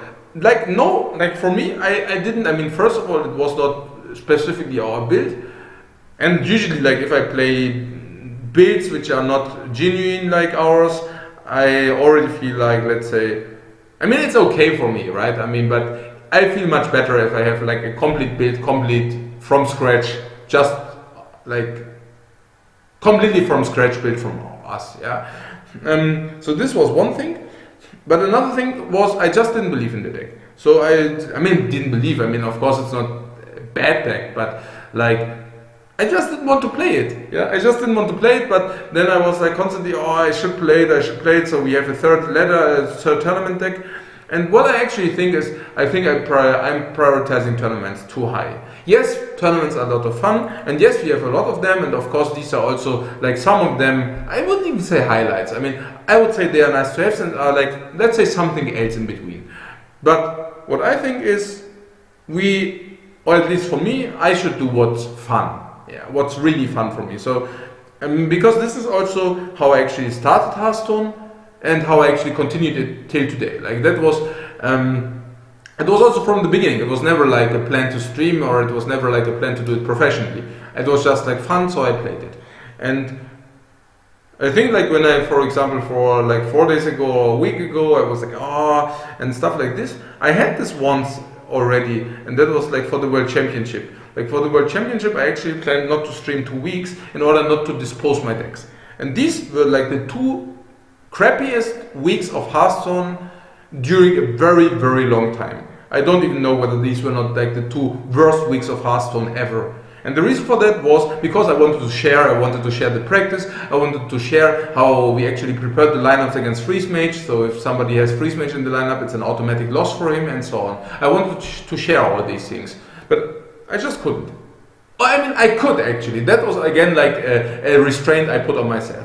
I said actually, okay, if I actually expose my strategy and stuff like this, I will probably have a worse position in the tournament. But then again, I mean, why am I even doing this stuff? Yeah, I'm doing it for me, like because it's enjoyable. And I also mean the stream. It's enjoyable for me to share knowledge, to share ideas. And what I'm saying is, if I always have like it's just not worth it. Even for the World Championship, it's just not worth it to have like 2 weeks of not fun in my life, just to have a better chance at the tournament. I mean, I thought about it, and I would rather take the 2 weeks of more improvement, of having interaction, of having more fun in my life, and for that, okay, perhaps we trade 5% win rate in the tournament. Okay, so be it. I mean, then we just have like a 5% higher chance to bust out. Okay, whatever. I mean, what's more important? And I see it also the same now with these tournaments, and I actually concluded, yeah, there are a lot of stuff, even the $250,000 WCA tournament, but it's only money, right? So it's like a huge big tournament, but it's only money. So all these tournaments are conquest, and of course if you really want a new deck and if you really have fun with that. So for example, I saw something about a Malygos Malygos lock, and I think we should try it. I don't think that we should change some cards, but like we should try it, this Malygos Warlock, because like with Brent Bronzebird and with the scientist, like the scientist of Warlock, it really gained. But what I'm saying is, so this we can do, but we should not force ourselves. So when we actually see, okay, we want to play Highlander Paladin, we should just play Highlander Paladin. Even if it's not the very best for tournament practice or for tournament preparation, I think the most part of my Hearthstone experience is actually the stream and the ladder. What I'm saying is like in combination, or like it's basically hand in hand. I mean, as you know, like my stream is processing out like everything in my life, not everything in my life, but everything. Okay, so usually there are like some streamers and there are some like competitive gamers, and how it usually works is like even competitive gamers, if they are on stream, they act differently.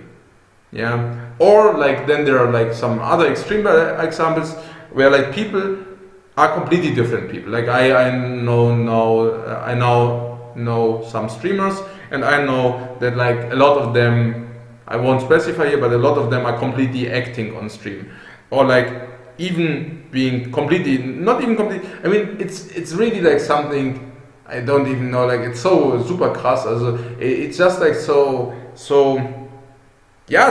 silly, like so completely silly, like they are not themselves, they are actually acting, and I'm not talking about Frozen, by the way, like Frozen is an exception, like he's very authentic, but I'm just saying, there are people, I even had people who are like,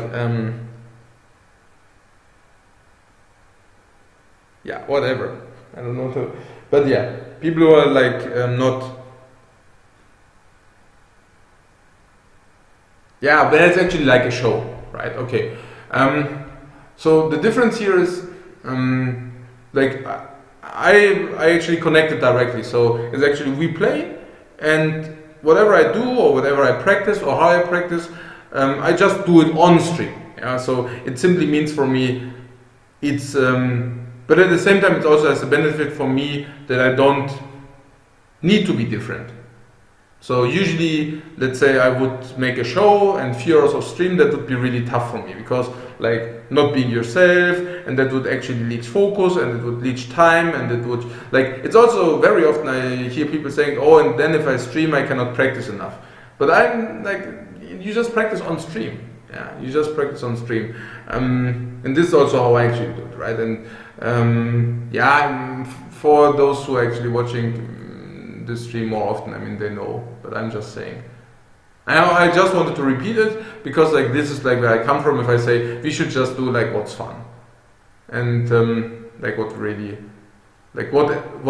makes Hearthstone fun for us. Okay, good, but let's continue.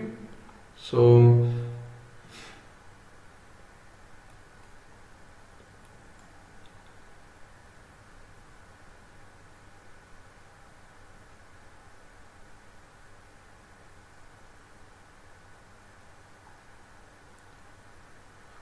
Um,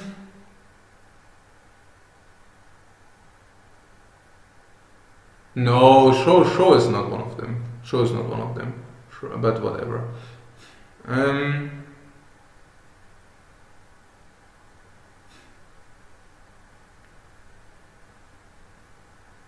what? From the Dark North. Welcome. Yeah. No, we don't fault actors for acting. I also didn't judge them. I just said there are, yeah, and we are not. I didn't put any judgment. Okay, cool.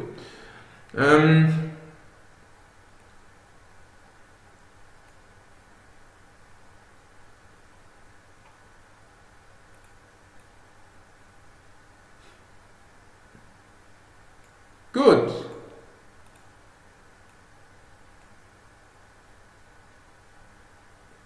So the plans for the next months to come is full-time Hearthstone, but things we enjoy. Plain and simple. Now, it sounds so simple because it's like very easy to just do things you enjoy, but yeah, I mean, as I said, like you just heard, like some like. Yeah, I mean exactly that. Yeah, sometimes things come up and suddenly you do other stuff. So, for example, I just prioritized. That was this. I just prioritized these tournaments just too high. Yeah. So prioritizing them too high meant doing stuff I didn't really like, and this will now change. Okay. Next thing. So to the deck building. So let me see.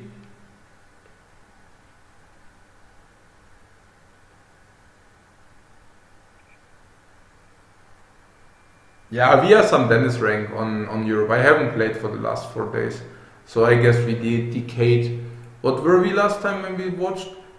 I think we lost a few games and we were like 100 something, right? So probably we decayed to whatever, 300 I guess.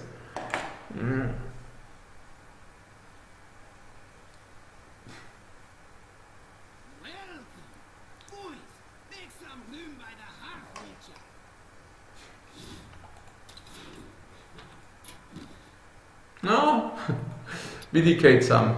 Yeah, we decayed some. So who is Mr. Airgood? Yeah. Oh, Crane is also 21. What? Not playing, spectating. What? Eco 132. Gira is also 50. Yeah, I mean you always see like good players are always on the top. Like Crane is like a very good, like a top player, and so he's also always at the top of the ladder. Yeah, Ecop, I mean, you know, he's decent. Gira, I mean, it's not such a known player, but he's also always doing at least decent. Colento, I mean, Colento, yeah, yeah, you're good. Yeah, Nerea is actually playing while watching our stream. Yeah. Radu is going for it, so which actually also went higher. Show. Sivka trying hard. Just got the rank 1 stolen. Xixo. So. Yeah, all trying hard. Yeah, we aren't. Yeah, but next season we will. So then we will take a look at results. Oh, I actually wanted to take a look at the decks. Why did I close it?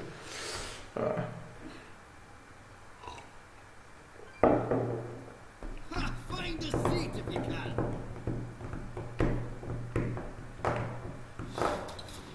So let's take a look at those. So we have this one justice here. Yeah, it's always the same, right? One justice. Yeah, I have been thinking a lot about like a different deck. So yeah, here's one justice druid Maligos. There's always monkey, right? There's always monkey. So there's always a possibility. Yeah, you get the point, but I wanted to specify on these decks for now. So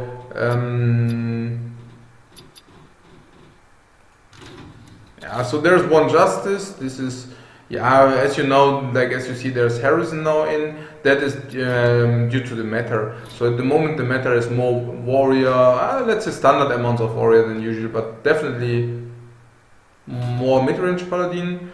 Some are even playing like now warlock, but then always with a Jaraxxus wing condition. So then you also have Harrison targets. Some are playing. Well, if they are playing shaman, usually they play with double doomhammer, so it's not even that bad against the few aggro shamans. Against rogue is of course good, and yeah. So that's that. So in the current environment, I think, and also in Paladin, it's always that if your Tyrion gets stolen by Sylvanas, for example, you will be able to kill the Harrison weapon, to kill the Tyrion weapon. So I actually included him. But if you play him, you will draw more cards in your deck. And if you draw more cards in your deck, you should actually cut another card draw, because otherwise it could be that you sometimes will go to fatigue. So I actually cut the Lay on Hands out again. But if I don't play Harrison, I would play Lay on Hands all day long. So that's basically like here. It's either Harrison or it's Lay on Hands.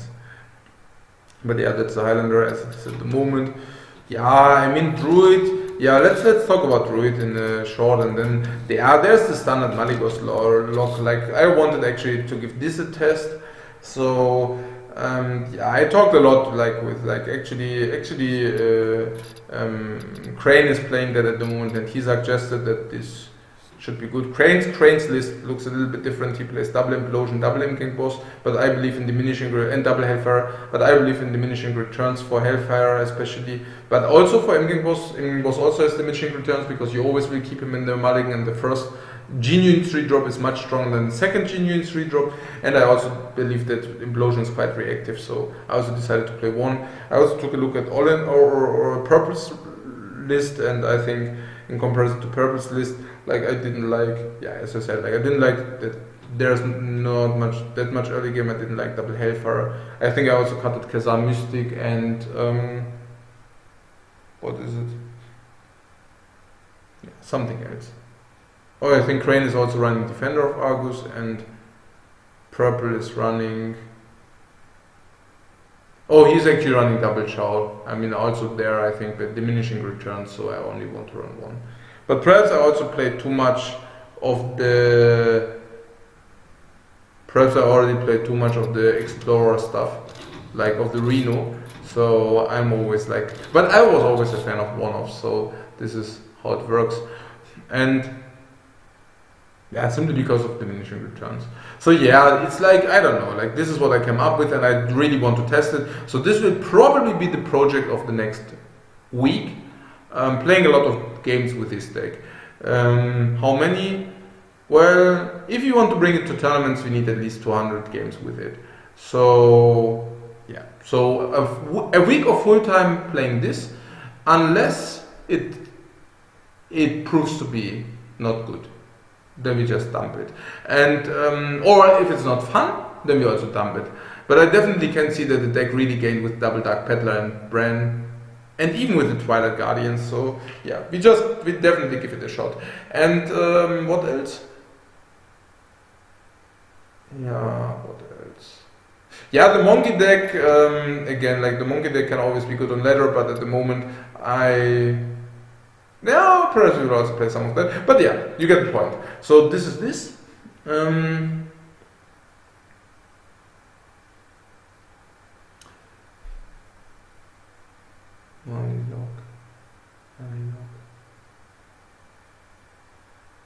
Yeah, I also think Malygos lock will suit our playing style. So that's that.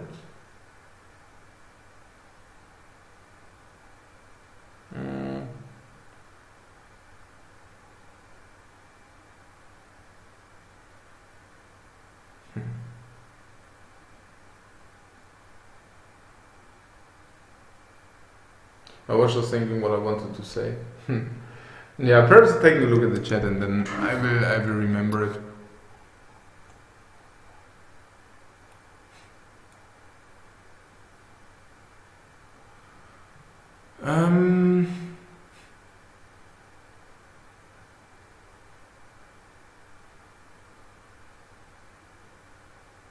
Right. The tracking. I wanted to talk about the tracking. So usually we don't track before legend level, but my idea is this month that we also use the lettering for tracking purposes. So if we start early enough, and that means the first day, we can actually achieve a rank where actually only good players are there. So what I'm saying is, I think if we play from the first day hardcore lettering, and let's say we letter till level 14.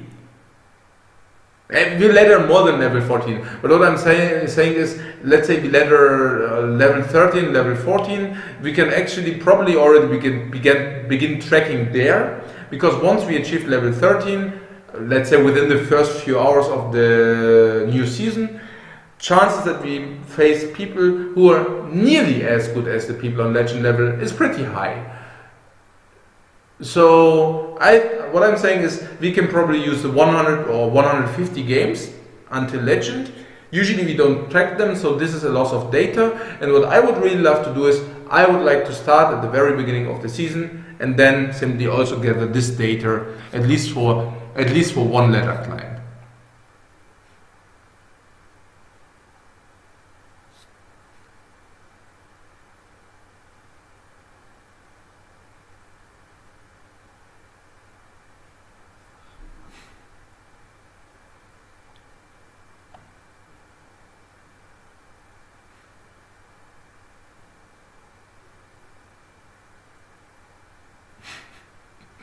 Do you speak Asian? Yeah, I mean, I speak Japanese, yeah, but it's like, I don't know what you mean with Asian.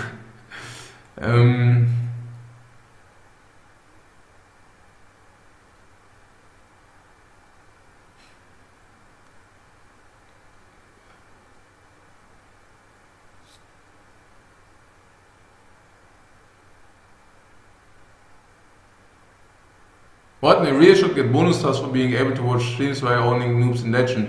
And probably he also plays Overwatch at the same time, right? I guess. I'm not even kidding. Okay,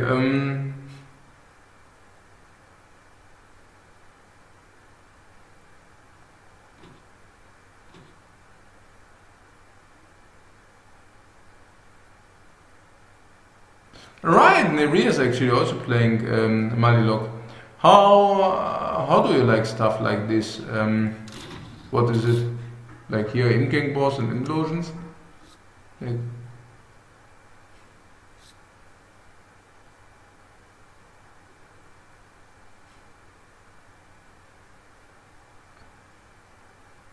the rogue, yeah. That got like rank 1. As I said, like, if you play a deck for nearly a year and it achieves rank 1 2 times or 3 times, it doesn't mean the deck is good. It means that, I mean, first of all, achieving rank 1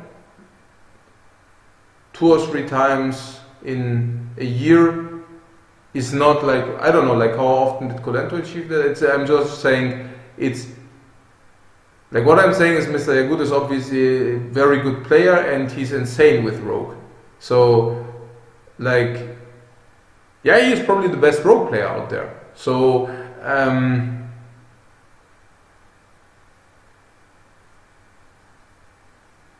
it doesn't make the deck good, does it? Like, if the best Rogue player, and he's really like a super specialist, he's only playing Rogue, right? And he achieved like 2 or 3 times rank 1 with this deck. So, if you take it in comparison, like how often did actually Colento already, for example, reach rank 1? I think that was more often than 2 or 3 times this year, right? And he actually played decks he was definitely not as good with, like as Mr. Yagut is with Rogue. Like, for obvious reasons, because Colento is playing different decks, and Mr. Yagut is only playing this deck. So, chances are that Rogue is not tier 1, right? Because, like, if other people can achieve with other decks, which they are not as good as Mr. Yagut is with Rogue, the same amount of rank 1s, or even more, chances are that the deck is not, the Rogue deck is not as good as the other decks are, if that makes sense. Okay.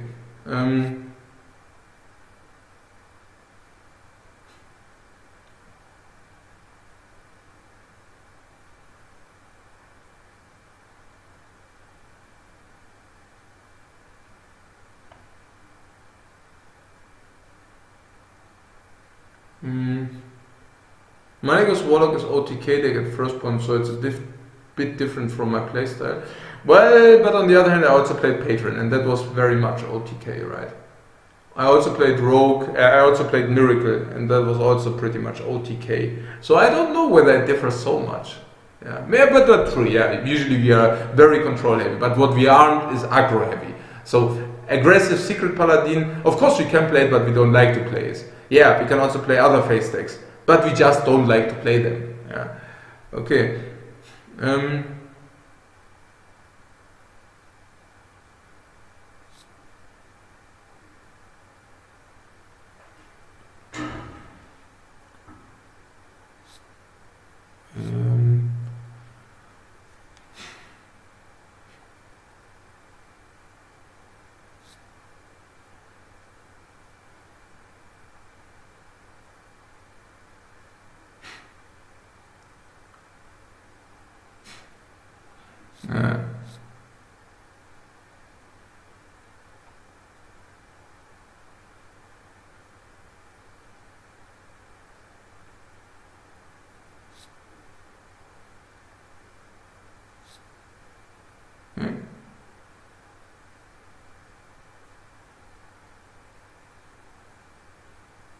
Huh?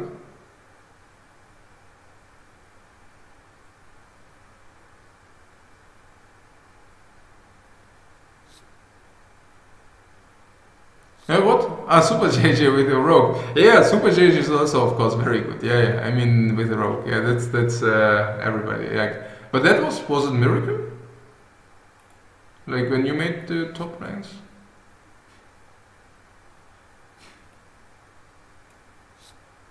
It was not Oil Rogue, right? Or was it? I think it was Miracle, right? Yeah.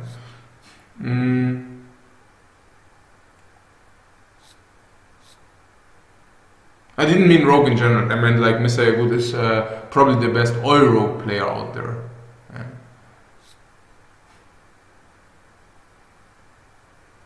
But that also means if at the moment Oil Rogue is the Rogue, because there is no Miracle, it makes him the best Rogue player, right?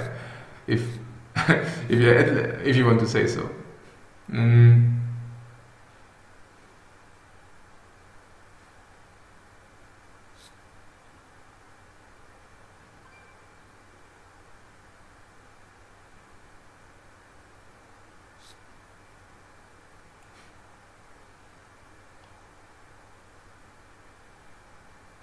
Okay, guys, if there's nothing to Malygos Rogue, well, what is about the Druid? Yeah, so actually there's one slot missing. Perhaps I should let you decide. I'll make a straw poll. I'm not saying I will put in what the straw poll will suggest, but I'm just saying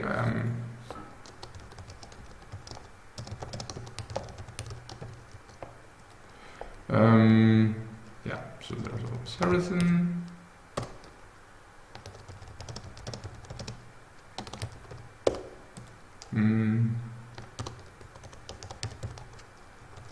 Keep in mind that a card which is be once in the deck can also be missing a second time if you want to see it a second time.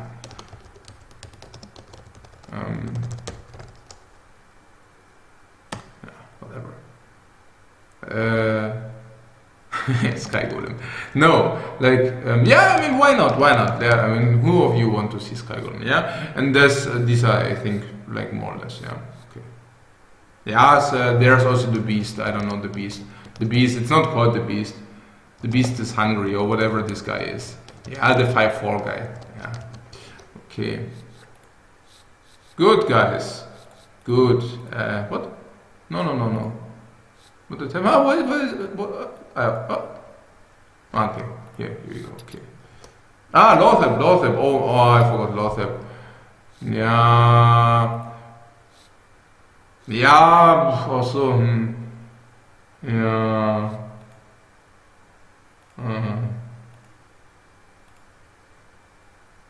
Yeah. Interesting. Huh. Yeah, I don't. Yeah, it's Lothep.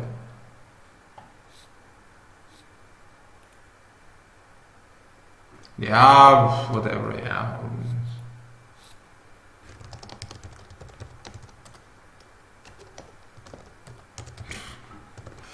Here you go.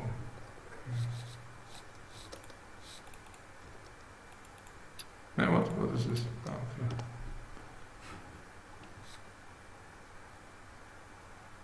So what? Brand Bronze Bird. You're trolling me, right? Oh, what actually you can get 2 double mana crystals here, look at this. Oh, murder combo, double mana crystals. Peom, bam.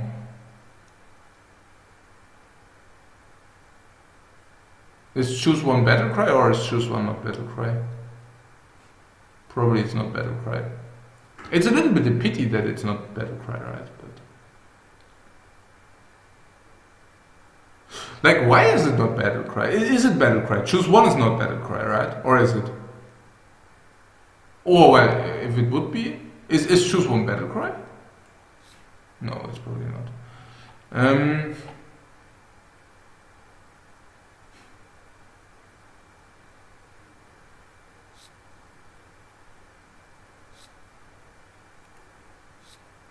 See?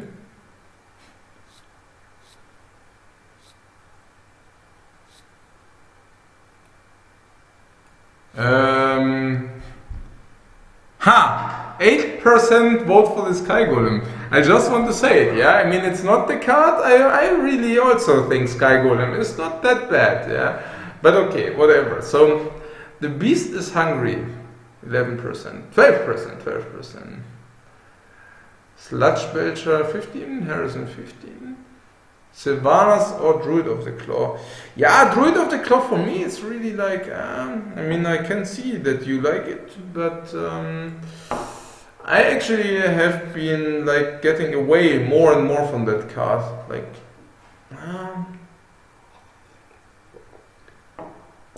Sylvanas is interesting, right. Now, what also the Lothep thing? Let's see. What's here or what? Resonant? Huh?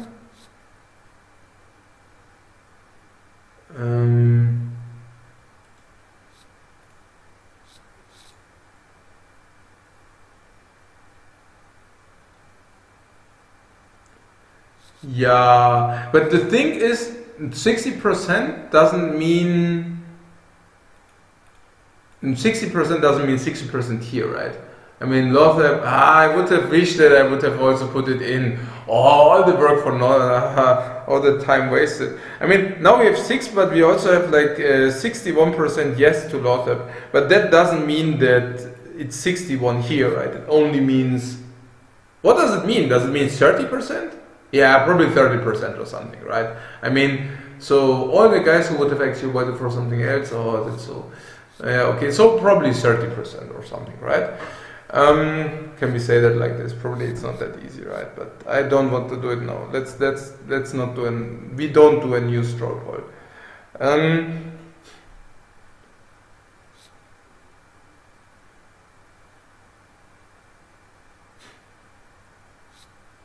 Yeah, I know. It will get more. Yeah, I know.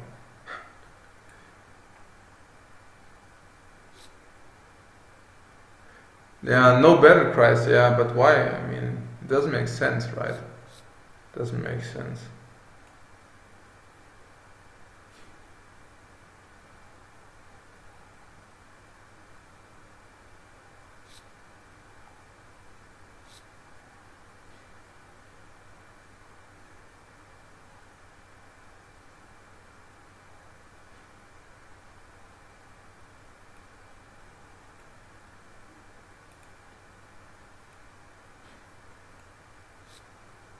Okay, so yeah, that's a good point with the votes. 128 now.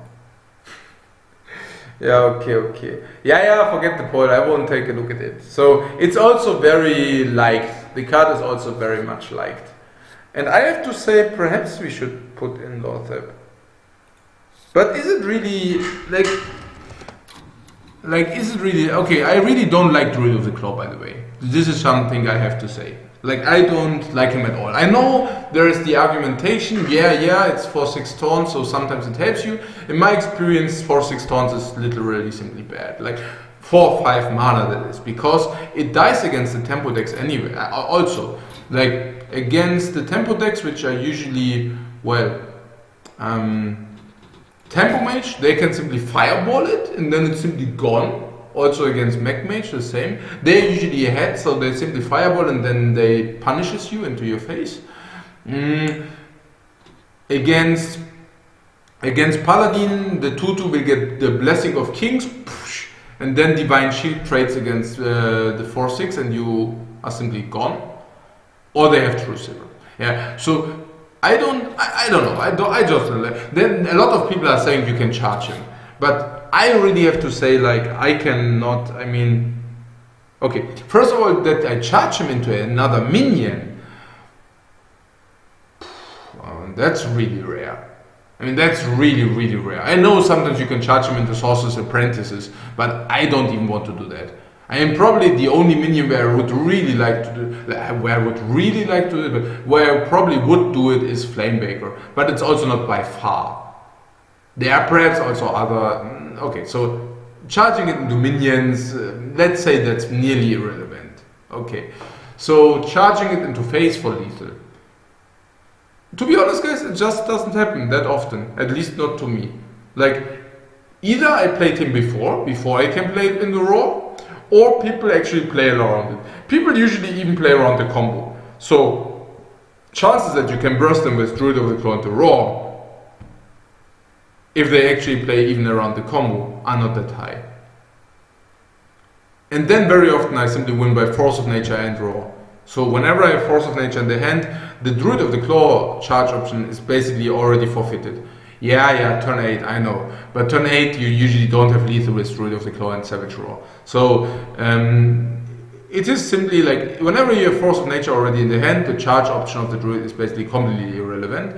And if you didn't Druid the Force of Nature at all, and you didn't play Druid of the Claw, and he doesn't play around the combo, then sometimes you get the point. Yeah. So I don't feel like he's too good. And Lothep, I don't know. I mean, Lothep makes sense, but only if this deck is like Lothep. The math behind Lothep is the faster you deck, the better Lothep becomes. So this deck is actually, well, not that fast. So I'm really curious whether Lothep will do his work. Also, depending on what we expect. Like, I expect some warriors. Against warriors, Lothep can sometimes shut down the brawl, but in average, Lothep is not that great against warrior. I mean, it's okay, but against shaman, well, sometimes they can shut down the spell turns, but like usually against shaman, it's about the overall damage, anyways. Yeah, I mean, sometimes you can perhaps raise them better, but yeah, so. But it's okay, I guess. Against rogue, yeah, against rogue it's insane. But insane. Sometimes they can still deploy stuff, but it should be good. Yeah. Against paladin, I don't even know how good he is against paladin.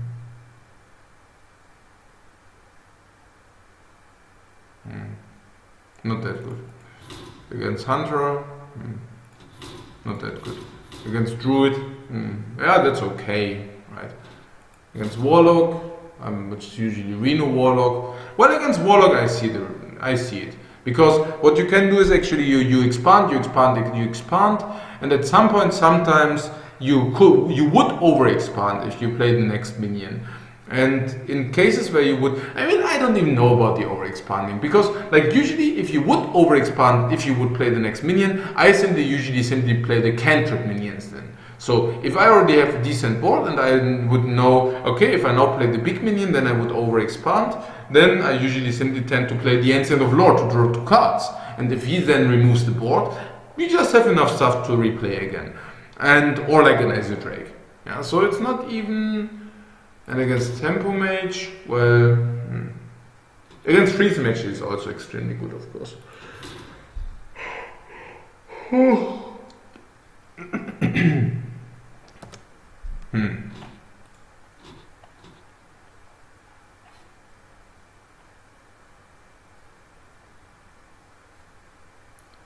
Yeah, freeze mage countering, but I mean, freeze mage is also less of a thing since Reno Jackson, right?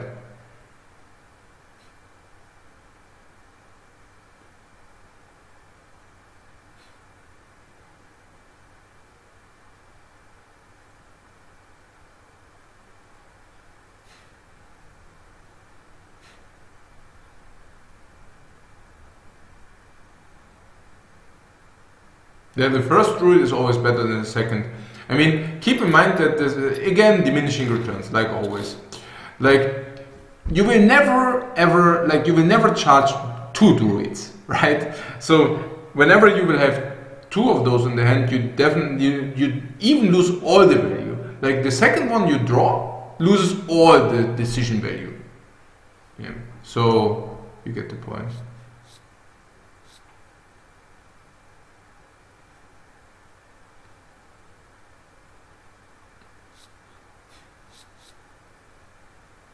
Yeah, if you have a pure aggro druid, it changes. But in this, definitely not.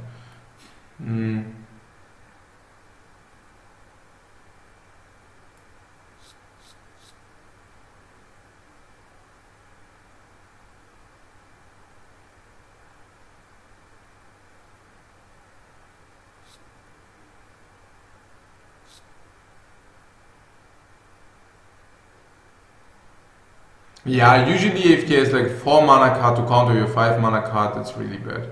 Like usually he should actually pay more mana. Like usually you need to pay more mana to counter cards, not less mana. So if he actually pays 4 mana to counter your 5 drop, that's really bad.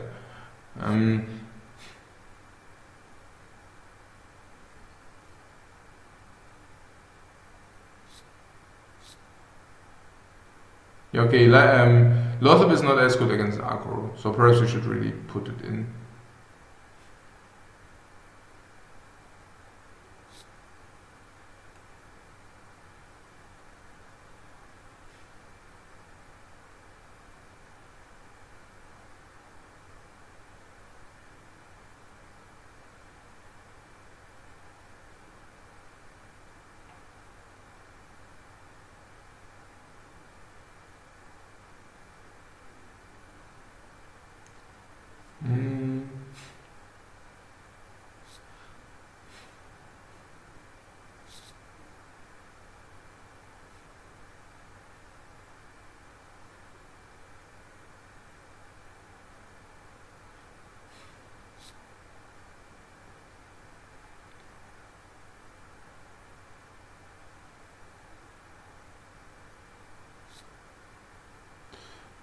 Okay, guys, that's this, and I think I also need to quit here because yeah, I have to do some stuff. But I just wanted to update you on the goals, and what we will do. And as I said, we do like because we really want to have these stats for Tracker Bot, we really will go for it very early. And early means the first thing tomorrow will be going to the ladder and laddering up to level 13, and then from level 13 we will actually begin to track stats. This is the master plan. So see you tomorrow for new laddering. Of course this will be streamed. Thank you very much for watching and have a nice one, guys. See you soon.